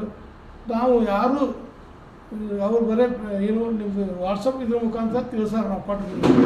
ಆದ್ರೆ ನಾವು PB ಸವರು FM ಅವರು ಕೆಲವು ಮಂದಿ ಕೂಡಿ ನಾವು ಮುಖ್ಯಮಂತ್ರಿ ಭೇಟಿಯಾಗಿ ಬಂದೇವೆ ನಾವು. ಯಾಕಂದರೆ ನಮಗೂ ಕೂಡ ಮುಖ್ಯಮಂತ್ರಿಗಳು ಆತ್ಮೀಯ ಆಗ್ಯಾರ. ವಿದ್ಯುತ್ ಹೇಳ್ಬೇಕಂದ್ರೆ ನಮಗೆ ಬೊಮ್ಮೆಯವರು ಆತ್ಮೀಯರು, ನನ್ನ ಏರಿಯಾದವರು ಇದ್ರವರು. ಆದರೆ ಅಲ್ಲಿ ರಾಜಕೀಯ ಬಂತಲ್ಲಿ, ರಾಜಕೀಯ ಬಂದಿದ್ದಕ್ಕೆ ನಾವು ತಟಸ್ಥ ಆಗಿಬಿಡ್ತಿದ್ವಿ ನಾವು. ಯಾಕಂದರೆ ನಾವು ವೋಟರ್ಸ್ ಅವ್ರದ್ದು ಆ್ಯಕ್ಚುಲಿ. ಆದರೆ ಅಲ್ಲಿ ರಾಜಕೀಯ ಬಂದಿಗೆ ತಟಸ್ಥ ಆಗಿಬಿಡಿದ್ವಿ.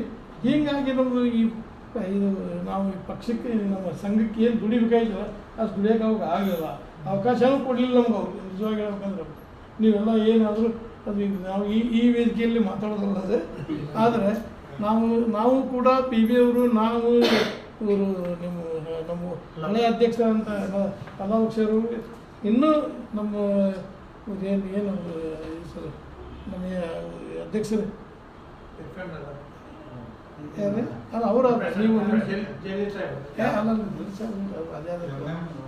ನಾವು ಹೋಗಿ ಅವ್ರು ಅವ್ರು ನದಾಪ್ ಇದ್ದಾಗ ಆಯ್ತು, ಇವರು NS ನದಾಪ್ ಅವರು, ನಾವೆಲ್ಲರೂ ಕೂಡಿ ನಮ್ಗೊಬ್ಬರ ಎಲ್ಲರೂ ಕೂಡಿ ನಾವು ಹೋಗಿ ಯಾವ ಮಿನಿಸ್ಟರ್ ಭೇಟಿ ಕೊಟ್ಟು ಬಂದೆವು ನಾವು. ಅಲ್ಲಿ ಕೂಡ ರಾಜಕೀಯ ಬಂದು ಏನಪ್ಪ ನೀವು ರಾಜ್ಯಾಧ್ಯಕ್ಷರು ಹಂಗೆ ಹಿಂಗೆ ಅಂತ ನಾವು ಅದನ್ನ ಇಲ್ಲಿ ಪ್ರಸ್ತಾಪ ಮಾಡೋದೂ ಬೇಡ. ನಾವು ಈಗ ನಮ್ಮ ಸರ್ ಹೇಳಿದಂಗೆ ಈ ಒಂದು ನಮ್ಮ ಅಧ್ಯಯನ ಪೀಠ ಏನೈತಿ, ಈ ಪೀಠ ಸದಸ್ಯರಾದಂಥ ಗೀತಾ ಅವರು ಎಲ್ಲರೂ ಕೂಡಿ ಇದನ್ನು ಪಿಂಜಾರ ಸಮಾಜವನ್ನು ಮೇಲೆತ್ತಲಿಕ್ಕೆ ಸಂಪೂರ್ಣವಾದಂಥ ತಮ್ಮ ನಮಗೆ ಪ್ರಯತ್ನ ಮಾಡಬೇಕಂತ ತಿಳ್ಕೊಂಡು ಈ ಸಂದರ್ಭದಲ್ಲಿ ಹೇಳ್ತಾ, ನಮಗೆ ನಮ್ಮಿಂದ ನೀವು ಎಲ್ಲಿ ಹೋಗ್ಬೇಕಾದ್ರೆ ಹೇಳಿ, ನಮ್ಮ ಮಂದಿ ಎಲ್ಲಿತ್ತು ನಾವು ಫೋನ್ ಮುಖಾಂತರ ಹೇಳ್ತೀವಿ, ಇಂಥವ್ರು ಬರ್ತಾರೆ ಅಂತ ಕರೆದು ನಮಗೆ ಅವಕಾಶಕ್ಕೆ ನಾವು ಬರ್ತೇವೆ, ಹೌದಿಲ್ಲ ಅಂತಲ್ಲ. ಒಟ್ಟಿನ ಮೇಲೆ ಈ ನಮ್ಮ ಒಂದು ಬಡ ಏನು ಸಮಾಜ ಐತಿ, ಈ ಸಮಾಜ ಮೇಲಕ್ಕೆತ್ತುವಂಥ ಕಾರ್ಯಕ್ರಮ ನಿಮ್ಮಿಂದ ಸಾಧ್ಯ ಅಂತ ತಿಳ್ಕೊಂಡು ಈ ಸಂದರ್ಭದಲ್ಲಿ ಆದ ಕಾರಣ ನಾವೆಲ್ಲರೂ ಯಾರೇ ಅವರೆಲ್ಲ ಅಧ್ಯಯನ ಮಾಡೋಕೆ ಹೋಗಾರಲ್ಲ, ಅಧ್ಯಯನ ಮಾಡಬೇಕಾದ್ರೆ ತಾವು ಇಂಥಲ್ಲಿ ಹೋಗ್ತೇವೆ ಅಂತಂದ್ರೆ ನಮ್ಮ ಸಾಧ್ಯ ಆದ ನಮ್ಮ ಪದಾಧಿಕಾರಿಗಳು ಯಾರು ಒಬ್ಬರು ಹೋಗಿ ಕಡೆಗೆ ಅವ್ರಿಗೆ ಜೊತೆಯಲ್ಲಿ ಇದು ಮಾಡಿ ಅನುಕೂಲ ಆಕೈತಿ. ನಾವು ಕೂಡ ನಿಮ್ಮ ಹೆಗಲು ಕೊಟ್ಟು ದುಡಿತೇವೆ. ನಮ್ಮ ಸಮಾಜವನ್ನು ಎಲ್ಲರೂ ಕೂಡಿ ಹೇಳಲಿಕ್ಕೆ ಪ್ರಯತ್ನ ಮಾಡ್ತಾ ಇದ್ದೀವಿ. ನಾವು ಕೂಡ ಇದರಲ್ಲಿ ನಾವು ರಾಜಕೀಯ ಬರ್ಸೋದು ಬೇಡ. ಅದಕ್ಕೆ ನಾವು ಈ ಒಂದು ಏನು ನಾವು ಸರ್ ಕೂಡಿ ಈಗ ಮಾಡಿ 1 ವರ್ಷ ಆದ ಸರ್, ನಾವು 2 ವರ್ಷ ಆದ ನಾವು ಸರ್ ಕೂಡಿಗಾರೆ ಈ ಅಧ್ಯಯನ ಬಗ್ಗೆ ಮಾತಾಡಿ 2 ವರ್ಷ ಆದ ಕಾರ್ಯರೂಪಕ್ಕೆ ಲಘು ಬರಲಿಲ್ಲ. ಇದು ಯಾಕಂತಂದರೆ ನಮ್ಮಲ್ಲೇ ಒಕ್ಕಟ್ಟಿಲ್ಲ ಕಾರಣಕ್ಕೆ ನಮ್ಮ ಈ ಒಂದು ಏನು ಅವ್ರ ಕೊಡುಗಿತ್ತು ನಮ್ಮ ರಾಜ್ಯಾಧ್ಯಕ್ಷರದ್ದು ಅದು ಬರ ಆಗಲಿಲ್ಲ. ಯಾಕಂದರೆ ನಮ್ಮ ಕೊರತೆ ಕಡಿಮೆ ಇರೋದ್ರಿಂದ ನಾವು ವರದಿ ಮಾಡಲಿಕ್ಕಾಗಲಿ, ಏನೋ ಒಂದು ಸರ್ಕಾರದಿಂದ ಅನುದಾನ ತರೋದಕ್ಕಾಗಲಿ, ಏನೋ ಒಂದು ಶಾಂಕ್ಷನ್ ಮಾಡಿಸ್ಬೇಕು, ನಾವೆಲ್ಲರೂ ಒಗ್ಗಟ್ಟಾಗಿ ಹೋದ್ರೆ ಮಾತ್ರ ಸರ್ಕಾರ ಬಗ್ತೈತಿ, ಇಲ್ಲಿಗೆ ಬಗ್ಗೋದಿಲ್ಲ. ನಮ್ಮಲ್ಲೇ ನಮಗೆ ಇದು ಇಲ್ಲ, ಒಬ್ಬರಿಗೊಬ್ಬರು ತಾಳ ಇಲ್ಲ ಅಂದಾಗ ಈಗ ನಾವು ಏನೋ ಅಂತಾರಲ್ಲ, ಒಂದು ಕಟ್ಗೆ ಮುರಿಬೇಕಾದ್ರೆ ಒಬ್ಬರು ಕಾಯಿ ಕೊಟ್ಟರೆ ಲಟ್ ಅಂತ ಬರ್ಬಿಡ್ತಾರೆ. ಅದನ್ನೇ ಒಂದು 100 ರೂಪಾಯಿ ಇದು ಕಟ್ಗೆ ಕಟ್ಟಿ ಹೊಂಡಿ ಏನು ಪೆಂಡಿ ಕಟ್ಟಿ ಅದು ಮುರಿಯೋದು ಮುರಿಯೋಕ್ಕೆ ಸಾಧ್ಯ ಇಲ್ಲ. ಹಾಗೆ ನಮ್ಮ ಒಂದು ಜನಾಂಗ ಎಚ್ಚೆತ್ತುಕೊಂಡು ನಾವು ಹೆಚ್ಚಿನ ರೀತಿಯಲ್ಲಿ ಸರ್ಕಾರದ ಮೇಲೆ ಒತ್ತಡ ತಂದಿದ್ದೇ ಆದರೆ ಇದು ತ್ವರಿತಗತಿಯಲ್ಲಿ ಆಗ್ತೈತಿ. ನಾವು ಒಂದು ನಮ್ಮ ಏನು ಇಲ್ಲಿ ಕಾರ್ಯಕ್ರಮಗಳಲ್ಲಿ ಭಾಗವಹಿಸುವಂಥ ಎಲ್ಲ ಯಾರ್ಯಾರು ಪದಾಧಿಕಾರಿಗಳಂದ್ರೆ ನಾವೆಲ್ಲರೂ ಕೂಡಿ ಸರ್ಕಾರದ ಮೇಲೆ ಇನ್ನೂ ಕೂಡ ಒತ್ತಡ ಹೇರ್ತೀವಿ. ನಾವು ಇನ್ನೂ ಕೂಡ ಅನುದಾನವನ್ನು ಬಿಡುಗಡೆಗೆ ಸಂಪೂರ್ಣವಾದಂಥ ಪ್ರಯತ್ನವನ್ನು ಮಾಡ್ತೀವಿ. ನಾವು ಎಲ್ಲರೂ ಕೂಡಿ ಹೋಗೋಣ. ನಾವು ನಮ್ಮನ್ನು ಕರೆದಿಲ್ಲ, ನಿಮ್ಮನ್ನು ಕರೆದಿಲ್ಲ ಅನ್ನೋದು ಅವ್ರ ಕೇವಲ ನಾವು 3-4 ಮಂದಿ ಹೋಗ್ಬಿಟ್ಟು ಬರ್ತಾರೆ. ಅದರಿಂದ ನಮಗೆ ಇದು ಆಗುವುದು, ನಾವು ಅರ್ಥ ಯಾರು ಮಾಡ್ಕೊಳ್ತಾ ಇಲ್ಲ. ಅದಕ್ಕೆ ನಾವು ಕೂಡ ಇಲ್ಲಿ ಬಂದಾಗ ಎಲ್ಲರಿಗೂ ಇಲ್ಲಿ ಫೋನ್ ಮಾಡಿ ತಿಳಿಸ್ತೇವೆ. ದಯವಿಟ್ಟು ನಾವು ಸೇರಿದರೆ ಮುಖ್ಯಮಂತ್ರಿಗಳು ಕೂಡ ಇದನ್ನು ಮಾಡೋದು. ಯಾಕಂದ್ರೆ ಈ ಮಾತು ಯಾಕೆ ಹೇಳ್ತಂದರೆ, ಸನ್ಮಾನ್ಯ ಸಿದ್ದರಾಮಯ್ಯನವರು ನಾವು ಕೂಡಿ ಒಂದೇ ಟೈಮ್ಗೆ ನಾವು ರಾಜಕೀಯದಲ್ಲಿ ಪ್ರವೇಶ ಆದಂಥವ್ರು. ಈಗ ಅವ್ರ ಟೈಮು ಅವ್ರದ್ದು ಹಣೆ ಚಲೋ ಐತಿ. ಮುಖ್ಯಮಂತ್ರಿಗಳು ಆದರೆ ಎಲ್ಲ PGR ಶಿಂದೆ ನಾವೆಲ್ಲ ಒಟ್ಟಿಗೆ ಇದ್ದಲ್ಲ. PGR ಶಿಂದೆ ನಾವು ಎಲ್ಲರೂ ಆದ ಕಾರಣಕ್ಕೆ ಆದರೂ ಕೂಡ ಇನ್ನೂ ನಮ್ಮನ್ನು ಮರ್ತಿಲ್ಲ ಅವರು. ಸಿದ್ದರಾಮಯ್ಯನವರು ನಾವು ಮರ್ತಿರ್ಬೇಕಂತ ಮಾಡಿದ್ವಿ. ಒಂದು PB ಸರ್ ಇದ್ರು ಮತ್ತು ನೀವು ಇವರೆಲ್ಲ ಇದ್ರು ನಮ್ಮ ಕೂಡ. ಆ ಟೈಮ್ನಲ್ಲಿ ನಾವು ಒಂದು ಮನವಿ ಪತ್ರ ಕೂಡ ಏನಪ್ಪ ಎಷ್ಟು ಮಾಡಿದ್ವಿ ಅಂತ ಕೇಳಿ, ಯಾವುದೋ ಶಾದಿ ಮಾಡ್ಕೊಟ್ಬೇಕಾದ್ರೆ 5 ಕೋಟಿ ಎಸ್ಟಿಮೇಟ್ ಮಾಡ್ಸಿದ್ವಿ. ಸಾಕು ಅಂತ ಹೇಳ್ತಾರೆ. ನಮ್ಗೆ 5 ಕೋಟಿನ ಕೊಟ್ಟಿದ್ರು ಅವರು. ಯಾಕಂದರೆ ನಾವು ಒತ್ತಡ ಹಂಗೆ ಮಾಡಿದ್ವಿ. 5 ಕೋಟಿನ ನಮ್ಗೆ ಶಾಂಕ್ಷನ್ ಆಗೈತೆ. ನೀವು ಹೇಳ್ತೇನೆ ಪುಣ್ಯಾತ್ಮ ನಮ್ಗೆ ತನ್ವೀರ್ ಶೇಟ್ ಅಂತ ಏನು ಈಗ MLA ಆದರು, ಅಜಿತ್ ಶೇಟ್ ಅವ್ರ ಮಗ ಅವರು. ನಾನು ಇಲ್ಲಿ ಮಹಾನಗರ ಪಾಲಿಕೆ ಸ್ಟ್ಯಾಂಡಿಂಗ್ ಕಮಿಟಿ ಚೇರ್ಮನ್ ಅಂದಾಗ ಅವರು ಅಲ್ಲಿ ಚೇರ್ಮನ್ ಇದ್ದಾರೆ. ನಾವು ಅಲ್ಲಿ ನಾವು ಬಿಲ್ಡಿಂಗ್ ಆಗೋದು ಕೊಡ್ತಿದ್ವಿ. ನಮ್ಗೆ ಅವ್ರಿಗೆ ಸ್ವಲ್ಪ ಆತ್ಮೀಯತೆ ಇರುತ್ತೆ. ಅದು ನಾವು 5 ಕೋಟಿ ಕೇಳೋ ಹೊತ್ತಿನಾಗ ಪುಣ್ಯಾತ್ಮ ಸುಮ್ಮನೆ ಕುಂತೀರಿ ಮಾತು ಓದಕ್ಕಿರ್ತದೆ. ಇಲ್ಲ ನಮ್ಮ ತಂದೆಯವ್ರ ಸ್ಮಾರಕ ಭವನ ಕಟ್ತೀನಿ, ನಮಗೂ ಒಂದು 5 ಕೋಟಿ ಕೊಡ್ರಿ ಅಂದರು. ಸಿದ್ದರಾಮಯ್ಯವ್ರು ಏನು ಮಾಡಿದ್ರು, ಕಾರ್ಪೊರೇಟರ್ ನೀ ಯಾಕೆ ತಿರುಗಿ ಕಟ್ಸ್ಕೊತಿದ್ದಿ, ಈಗ ಇಷ್ಟು 2 ಕೋಟಿ ಕೊಡ್ತೇವೆ ನಿಮಗೆ, ಮತ್ತು ನೀವು ನಿಂತಂದ್ರೆ ಮತ್ತೆ ಕೊಡ್ತೀವಿ ಅದು 2 ಕೋಟಿ ಕೊಟ್ಟರೆ ನಮ್ಗೆ ಕೊಟ್ಟಿಲ್ಲ. ಅದನ್ನು ಬಂದಿದ್ದಕ್ಕೆ ಸವಾದ ಭವನ ಕಟ್ಟಿದ್ದು ನಾವೀಗ. ಮುಂದೆ ಅದು ದುರ್ದೈವ ನಾವು ಅವರೊಂದು ಹೆಚ್ಚಿನ ಕಾಳಜಿ ವಹಿಸಿ ಸಮಗ್ರವಾದಂಥ ವರದಿಯನ್ನು ಒಪ್ಪಿಸ್ತಾರನ್ನುವಂಥ ಭರವಸೆ ನಮಗೆ ಸಂಪೂರ್ಣವಾಗಿದೆ. ಅದಕ್ಕೆ ಅವರೆಲ್ಲರಿಗೂ ನಾವು ನೀವು ಕೂಡ ಹೇಳ್ದಂಗೆ ಈ ವರದಿಯನ್ನು ಒಪ್ಪಿಸಬೇಕು. ಆಮೇಲೆ ಇದು ಮಾಡ್ಕೊತೀವಿ. ನಮ್ಗೆ ಏನಾದ್ರು ಬೇಕಾದರೆ ನಾವು ಹೇಳಿದ್ದೇವೆ, ದಾದಾಪೀರ ನೌಲಿಯಾಳ ಅಂತೇಳಿ ಅವ್ರಿಗೆ ಇದ್ರ ಬಗ್ಗೆ ಸಮಗ್ರವಾದಂಥ ಒಂದು ಅಧ್ಯಯನ ಮಾಡಿಲ್ಲ ಅಂತ ಯಾವಾಗ ನಾವೇ ಮಾಡಿಸಿದ್ವಿ. ಅದು ತಮ್ಮ ಬೇಕಾದ ಇದನ್ನು ತರಿಸ್ಕೋಬೋದು, ಏನಿಲ್ಲ. ನಾವು ಕೂಡ ಫೋನಲ್ಲಿ ಮಾತಾಡ್ತೀವಿ. ಇಷ್ಟೆಲ್ಲ ಒಂದು ನಾವು ಈಗ ತಾಯಿ ಅತ್ತಾಗನ ಮಗು ಹೊತ್ತಾಗ ತಾಯಿ ಹಾಲು ಕುಡಿಸ್ತಾಳೆ. ಈಗ ನಮ್ಮ ಸರ್ಕಾರ ಈಗ ಗಮನಕ್ಕೆ ಬಂದೈತಿ, ಈಗ ಸಂಶೋಧನೆ ಮಾಡಿರಿ ಅಂತೇಳಿ ಅಂದಿದ್ದಕ್ಕೆ ನಾವು ಭಾಳ ಖುಷಿ ಅನಿಸ್ತೈತಿ. ಆಮೇಲೆ ಈಗ ಸಂಶೋಧನೆ ಮಾಡಿ ಎಲ್ಲ ನಾವು ವರದಿ ಕೊಡ್ಬೇಕನ್ನುವಂಥದ್ದು, ಅದು ದೇವರು ಒಳ್ಳೆ ಗುಣ ಇದ್ದವ್ರನ್ನ ಆಯ್ಕೆ ಮಾಡ್ತಾನೆ. ಆ ರೀತಿ ನಮ್ಮ ಬಸವನಗೌಡ ಸರ್ಗೆ ಆಯ್ಕೆ ಮಾಡಿದಾನೆ ದೇವರು ಎಲ್ಲರಿಗೆ. ಅದಕ್ಕೆ ನಾವು ಏನು ಈಗ ಅವ್ರ ಮುಂದೆ ಹೇಳೋದು ಬಯಸ್ಬೇಕಂತಂದ್ರೆ, ನಮ್ಮ ಹೆಣ್ಮಕ್ಳದ್ದು ಭಾಳ ಎಲ್ಲ ಹಿಂದೆ ಉಳಿದೈತ್ರಿ ಸರ್. ಎಲ್ಲ ಯೋಜನೆಗಳನ್ನು ತೊಗೊಳಕ್ಕೆ ಆಗ್ತಾ ಇಲ್ಲ. ಸರ್ಕಾರದಿಂದ ಸಾಕಷ್ಟು ನಮ್ಮ ಅಲ್ಪಸಂಖ್ಯಾತರಿಂದ ವಕ್ಫ್ ಬೋರ್ಡ್ಲಿಂದ ಎಲ್ಲ ಯೋಜನೆಗಳು ಬಂದಿರ್ತಾವೆ. ಅದನ್ನು ಯಾವ ರೂಪರೇಷದಿಂದ ನಾವು ಯೋಜನೆಗಳನ್ನು ತಗೋಬೇಕು, ನಾವು ಹೆಣ್ಣುಮಕ್ಕಳಿಗೆ ಮಾಡ್ಬೇಕು ಅನ್ನುವಂಥದ್ದು ನಾವು ಅದರ ಬಗ್ಗೆ ಹೆಣ್ಣುಮಕ್ಕಳಿಗೆ ಬಗ್ಗೆ ಭಾಳ ವಿಚಾರ ಮಾಡಬೇಕಾಗೈತಿ. ಆಮೇಲೆ ನಮ್ಮಲ್ಲಿ ಬಡವರು ಭಾಳ ಇದ್ದಾರೆ, ಮಹಿಳೆಯರು ಬಡವರಿದ್ದಾರೆ. ಎಲ್ಲ ಹಳ್ಳಿ ಒಳಗೆ ತುಂಬ ಬಡವರಿದ್ದಾರೆ. ಅವರು ಮೂಲತಃ ಇದು ಗಾದಿ ಹಾಕಿ ಹೆಣ್ಮಕ್ಳು ಎಲ್ಲ ಇಡೀ ಧಾರವಾಡ ಎಲ್ಲ ಇವಾಗೆಲ್ಲ ಬಸ್ಸು, ಸಿಟಿ ಬಸ್ಸು ಅವು ಇವು ಆಗಿದಾವೆ, ಆಟೋ ಇಟ್ ಆಗಿದಾವೆ. ಅವಾಗ ಕಾಲ್ನಡಿಗೆಲಿಂದ ನಡ್ಕೊತ ಯೂನಿವರ್ಸಿಟಿ ಮಟ್ಟನ ಕಾಲ್ನಡಿಗೆಲಿಂದ ನಡ್ಕೊತ ಎಲ್ಲ ಊರು ನಡ್ಕೊತ ಉದ್ಯೋಗ ಮಾಡಿ ಯಾರ್ದಾರ ಕಡೆಯಿಂದ ಒಬ್ಬರ ಕಡೆಯಿಂದ ರೊಟ್ಟಿ ಇಸ್ಕೊಂಡು ತಿಂದು ಇದನ್ನು ಜೀವನ ಮಾಡ್ಯಾರ ನಮ್ಮ ಎಲ್ಲ ಹೆಣ್ಮಕ್ಳು. ಗಾದಿ ಹಾಕ್ಬೇಕಂತ ವ್ಯವಹಾರ ಈಗ ಸ್ವಲ್ಪ ಸುಧಾರಿಸಿದೆ ನಮ್ಗೆ. ಆಮೇಲೆ ಆಧುನಿಕವಾಗಿ ಎಲ್ಲ ನಮ್ಮ ಗಾದಿದು ಎಲ್ಲ ಮಾಡ್ತಾ ಇದ್ದಾರೆ. ಅದೇ ರೀತಿ ನಮ್ಮ ಈ ಮಹಿಳೆಯರಿಗೆ, ಬಡ ಹೆಣ್ಣು ಮಕ್ಕಳಿಗೆ ನಮ್ಮ ಏನು ಈಗ ಶಾದಿ ಭಾಗ್ಯ ಅಂತೇಳಿ ಯೋಜನೆಗಳನ್ನು ಸರ್ಕಾರ ಒಮ್ಮೆ ಕೊಡ್ತೈತಿ, ಒಮ್ಮೆ ಹೊಳೆ ತಗೋತೈತಿ. ಅವೆಲ್ಲ ಆಗಬಾರ್ದು, ಅವು ಖಂಡಿತವಾಗಿ ಇರಲೇಬೇಕಾಗತ್ತೆ. ಮತ್ತು ಎಲ್ಲ ನಮ್ಮ ಶಾದಿ ಮಹಲವನ್ನು ನಮ್ಮ ಪುಂಜಾರದ ನಮ್ಮ ಎಲ್ಲ ಶಾದಿ ಮಹಲ್ ಜಿಲ್ಲಾಕೊಂದರ ಕನಿಷ್ಠ ಜಿಲ್ಲಾಕೊಂದರ ನಮ್ಮ ಶಾದಿ ಮಹಲ್ ಬೇಕು. ಮತ್ತು ಎಲ್ಲ ನಮ್ಮ ಬಡ ಹೆಣ್ಣು ಮಕ್ಕಳಿಗೆ ನಾವು ದುಡ್ಕೊಂಡು ಬಂದು ನಾವು ಮಾಡಿದಂಥ ವಸ್ತುಗಳನ್ನು ನಾವು ಮಾರಾಟ ಮಾಡಲಿಕ್ಕೆ ನಮ್ಮ ಸರ್ಕಾರ ಮಳಿಗೆಗಳನ್ನು ನಮ್ಗೆ ಕೊಡಿಸಬೇಕು ಅಂಥೇಳಿ ನಾವು ಬಸವನಗೌಡರಲ್ಲೇ ನಾವು ವಿನಂತಿ ಮಾಡ್ತೀವಿ. ನಾವು ಈಗ ಎಲ್ಲ ನಮ್ಮ ಪಿಂಜಾರ ಬಾಂಧವರಿಗೆ ನೀವು ಒಂದು ದೇವರಾಗಿ, ಒಂದು ತಂದೆಯಾಗಿ ಬಂದಿದ್ದೀರಿ ಇವತ್ತು. ಇಲ್ಲ ಈಗ ನಿಮ್ಮ ಮುಖಾಂತರ ನಮ್ದು ಎಲ್ಲ ಸಮಾಜ ಸುಧಾರಿಸ್ಬೇಕಾಗೈತಿ. ನೀವು ಸತ್ಯವನ್ನು ನೀವು ಗಮನಿಸಿ. ನಾವು ಏನು ಹೇಳ್ತಾವಂತ ನಾವು ಕೇಳಬೇಡ್ರಿ. ನೀವು ಸತ್ಯವನ್ನು ಗಮನಿಸಿ ಎಲ್ಲ ಹಳ್ಳಿ ಗ್ರಾಮೀಣದೊಳಗೆ ಎಲ್ಲ ನೀವು ವೆರಿಫೈ ಮಾಡಿರಿ, ನೀವೆಲ್ಲ ಸರ್ವೆ ಮಾಡಿರಿ. ನಾನು 30 ವರ್ಷದಿಂದ ಸಮಾಜ ಸೇವೆ ನಾನು ಮಾಡ್ಕೊಂಡು ಬಂದಿದ್ದೀನಿ. ತಮಗೆ ಏನು ಸಪೋರ್ಟ್ ಬೇಕು, ಮಹಿಳೆಯರ ಬಗ್ಗೆ ಏನು ಮಾಹಿತಿಗಳನ್ನು ಬೇಕು ಅಂತೇಳಿ ನೀವು ಕರೆದ ತಕ್ಷಣ ನಾವು ಯಾವಾಗಿದ್ರೂ ನಿಮ್ಮ ಕಣ್ಣಿಂದ ನಾವು ಬರೋಕ್ಕೆ ತಯಾರಿದ್ದೀವಿ. ಎಲ್ಲ ಸರಿಯಾಗಿ ಎಲ್ಲ ಡಿಸ್ಟಿಕ್ನಲ್ಲಿ ಎಲ್ಲ ಕರ್ನಾಟಕದಲ್ಲಿ ಇದು ಸರಿಯಾಗಿ ಮಾಡಿರಿ. ಆಮೇಲೆ ಈಗ ನಮ್ಮ ಈ ಉತ್ತರ ಕರ್ನಾಟಕದಲ್ಲಿ ನಿಮ್ಗೆ ಹೇಳ್ದಂಗೆ ಈಗ ಪಿಂಜಾರ ಯಾರೋ, ಮುಸ್ಲಿಮ್ಸ್ ಯಾರೋ, ಹಿಂದೂ ಯಾರೋ ಗೊತ್ತಾಗೋದಲ್ಲ. ಎಲ್ಲ ಭಾವೈಕ್ಯದಿಂದ ನಡ್ಕೊತ ಬಂದ ಇದು ನಮ್ಮ ಪಿಂಜಾರ ಜಾತಿ ಇದು. ಆಮೇಲೆ ಎಲ್ಲ ನಾವು ಹಿಂದೂ ಮಂದಿ ಕೂಡ ಬೆಳಿತೀವಿ, ಮುಸ್ಲಿಂ ಮಂದಿ ಕೂಡ ಬೆಳಿತೀವಿ. ನಾವು ನಮಾಜನ್ನು ಮಾಡ್ತೀವಿ, ನಾವು ದೇವ್ರಿಗೆ ಗುಡಿ ಗುಂಡಾರ್ಕೊಂಡು ಹೋಗ್ತೀವಿ ಪ್ರಸಂಗ ಬಂದ್ರೆ. ನಮ್ಮ ಎಲ್ಲರಿಗೂ ಏನು ನಮ್ಮ ಗೆಳತಿಯರು ಇರ್ತಾರೆ, ಯಾರು ಇರ್ತಾರೆ, ಆದರೂ ನಾವು ಅಲ್ಲಿ ಹೋಗ್ತೀವಿ, ಇಲ್ಲಿ ಹೋಗ್ತೀವಿ. ನಾವು ಯಾರಿಗೆ ನಮ್ಮ ಜಾತಿ ಯಾರಿಗೂ ಕೆಟ್ಟಾಗಿ ನಡ್ಕೊಂಡಂಥದ್ದಲ್ಲ. ಅದಕ್ಕೆ ದೇವರು ನಿಮ್ಮನ್ನು ನೇಮಿಸಿದ್ದಾನೀಗ. ಈಗ ನೀವು ಸಂಶೋಧನೆ ಮಾಡಲಿಕ್ಕೆ ನಿಮ್ಮ ಕೂಡ ನಾವು ಮಹಿಳೆಯರ ಬಗ್ಗೆ ನಾನು ನಿಮ್ಗೆ ಕೂಡ ಸಾಥ್ ಕೊಡ್ತೇನೆ ಅಂತೇಳಿ ನಾನು ಭರವಸೆ ಕೊಡ್ತೇನೆ. ದಯಮಾಡಿ ನಮ್ಮ ಎಲ್ಲ ಮಹಿಳೆಯರಿಗೆ ಅನುಕೂಲ ಆಗುವಂಥದ್ದು ನಿಮ್ಮದೊಂದು ಹೆಸರು ಕಾಯಂ ಉಳಿಲಿ. ಬಸವನಗೌಡ ಸರ್ ಇಂಥ ಬಂದಿದ್ರು, ಹಿಂಗೆ ಮಾಡಿದ್ರು ಅನ್ನುವಂಥದ್ದು ಹಡದ ಮಕ್ಕಳಿಗೆ ನಿಮ್ದು ಹೆಸರಿಡೋ ಹಂಗಾಗಲಿ. ನಮಗೆ ಒಂದು ಹುಡುಕಾಡಿ ನಮ್ಗೆ ಎಲ್ಲ ನಮ್ಗೆ ಅನುಕೂಲಗಳನ್ನು ಮಾಡಿಕೊಡ್ರಿ. ನೀವು ಯಾವಾಗ ಅಂತೀರಿ ನಾವು ಬರೋಕ್ಕೆ ತಯಾರಾದ್ದೀವಿ. ನಾನು ಸಮಾಜ ಸೇವೆ ಮಾಡಿದ್ದೀನಿ. ಎಲ್ಲ ಹೆಣ್ಮಕ್ಳದ್ದು ತನುಗಳನ್ನು ಎಲ್ಲ ನಾನು ಭಾಳ ಆಲಿಸ್ತೀನಿ. ಭಾಳ ಪರಿಸ್ಥಿತಿ ಇದು ಇರ್ತೈತಿ. ಆಮೇಲೆ ವೃದ್ಧಾಶ್ರಮಗಳಿಲ್ಲ, ಎಂತೆಂಥ ಕಷ್ಟಗಳಿರ್ತಾವ್ರಿ ಪಾಪ. ಇಂಥ ಮಕ್ಕಳು ಒಬ್ಬರು ಇಬ್ಬರು ಇದ್ದವರು ಪಾರಾಯಣಕ್ಕೂ ಅಲ್ಲೇ ಇಲ್ಲೇ ಹೋಗಿಬಿಟ್ಟಿರ್ತಾರೆ. ಅವ ತಂದೆ ತಾಯಿಗಳನ್ನ ನೋಡ್ಕೊಂಡು ಅಂಥವ್ರೂ ಇಲ್ಲ. ಅದಕ್ಕಾಗಿ ಒಂದು ವೃದ್ಧಾಶ್ರಮ ಆಗಲಿ, ಜಿಲ್ಲಾಕ್ಕೊಂದು ವೃದ್ಧಾಶ್ರಮ, ಜಿಲ್ಲಾಕ್ಕೊ ಮಳಿಗೆಗಳು ದುಡ್ಕೊಂಡು ತಿನ್ನಲಿಕ್ಕೆ ಮಾಡ್ಕೊಂಡು ನಾವು ನಿಮ್ಮ ನಿಜಾಂಶಗಳನ್ನು ತೋರಿಸ್ತೇವೆ. ನಾವು ಯಾರು ಎಂಥ ಪರಿಸ್ಥಿತಿ ಒಳಗದಾರ ಅಂತೇಳಿ. ಆಮೇಲೆ ನಿರ್ಗತಿಕ ಮಹಿಳೆಯರು ಭಾಳ ಅದಾರ ಸರ್. ಈಗ ಗಂಡ ತೀರ್ಕೊಂಡವರು, ಆಮೇಲೆ ದುಡಿದಂಥವ್ರು, ಗಂಡುಗಳು ಎಲ್ಲ ಒಂದು ಸ್ವಲ್ಪ 100 ರೂಪಾಯಿ ದುಡಿದಿರ್ತಾರೆ, 100 ರೂಪಾಯಿ ಕುಡಿತಿರ್ತಾರೆ.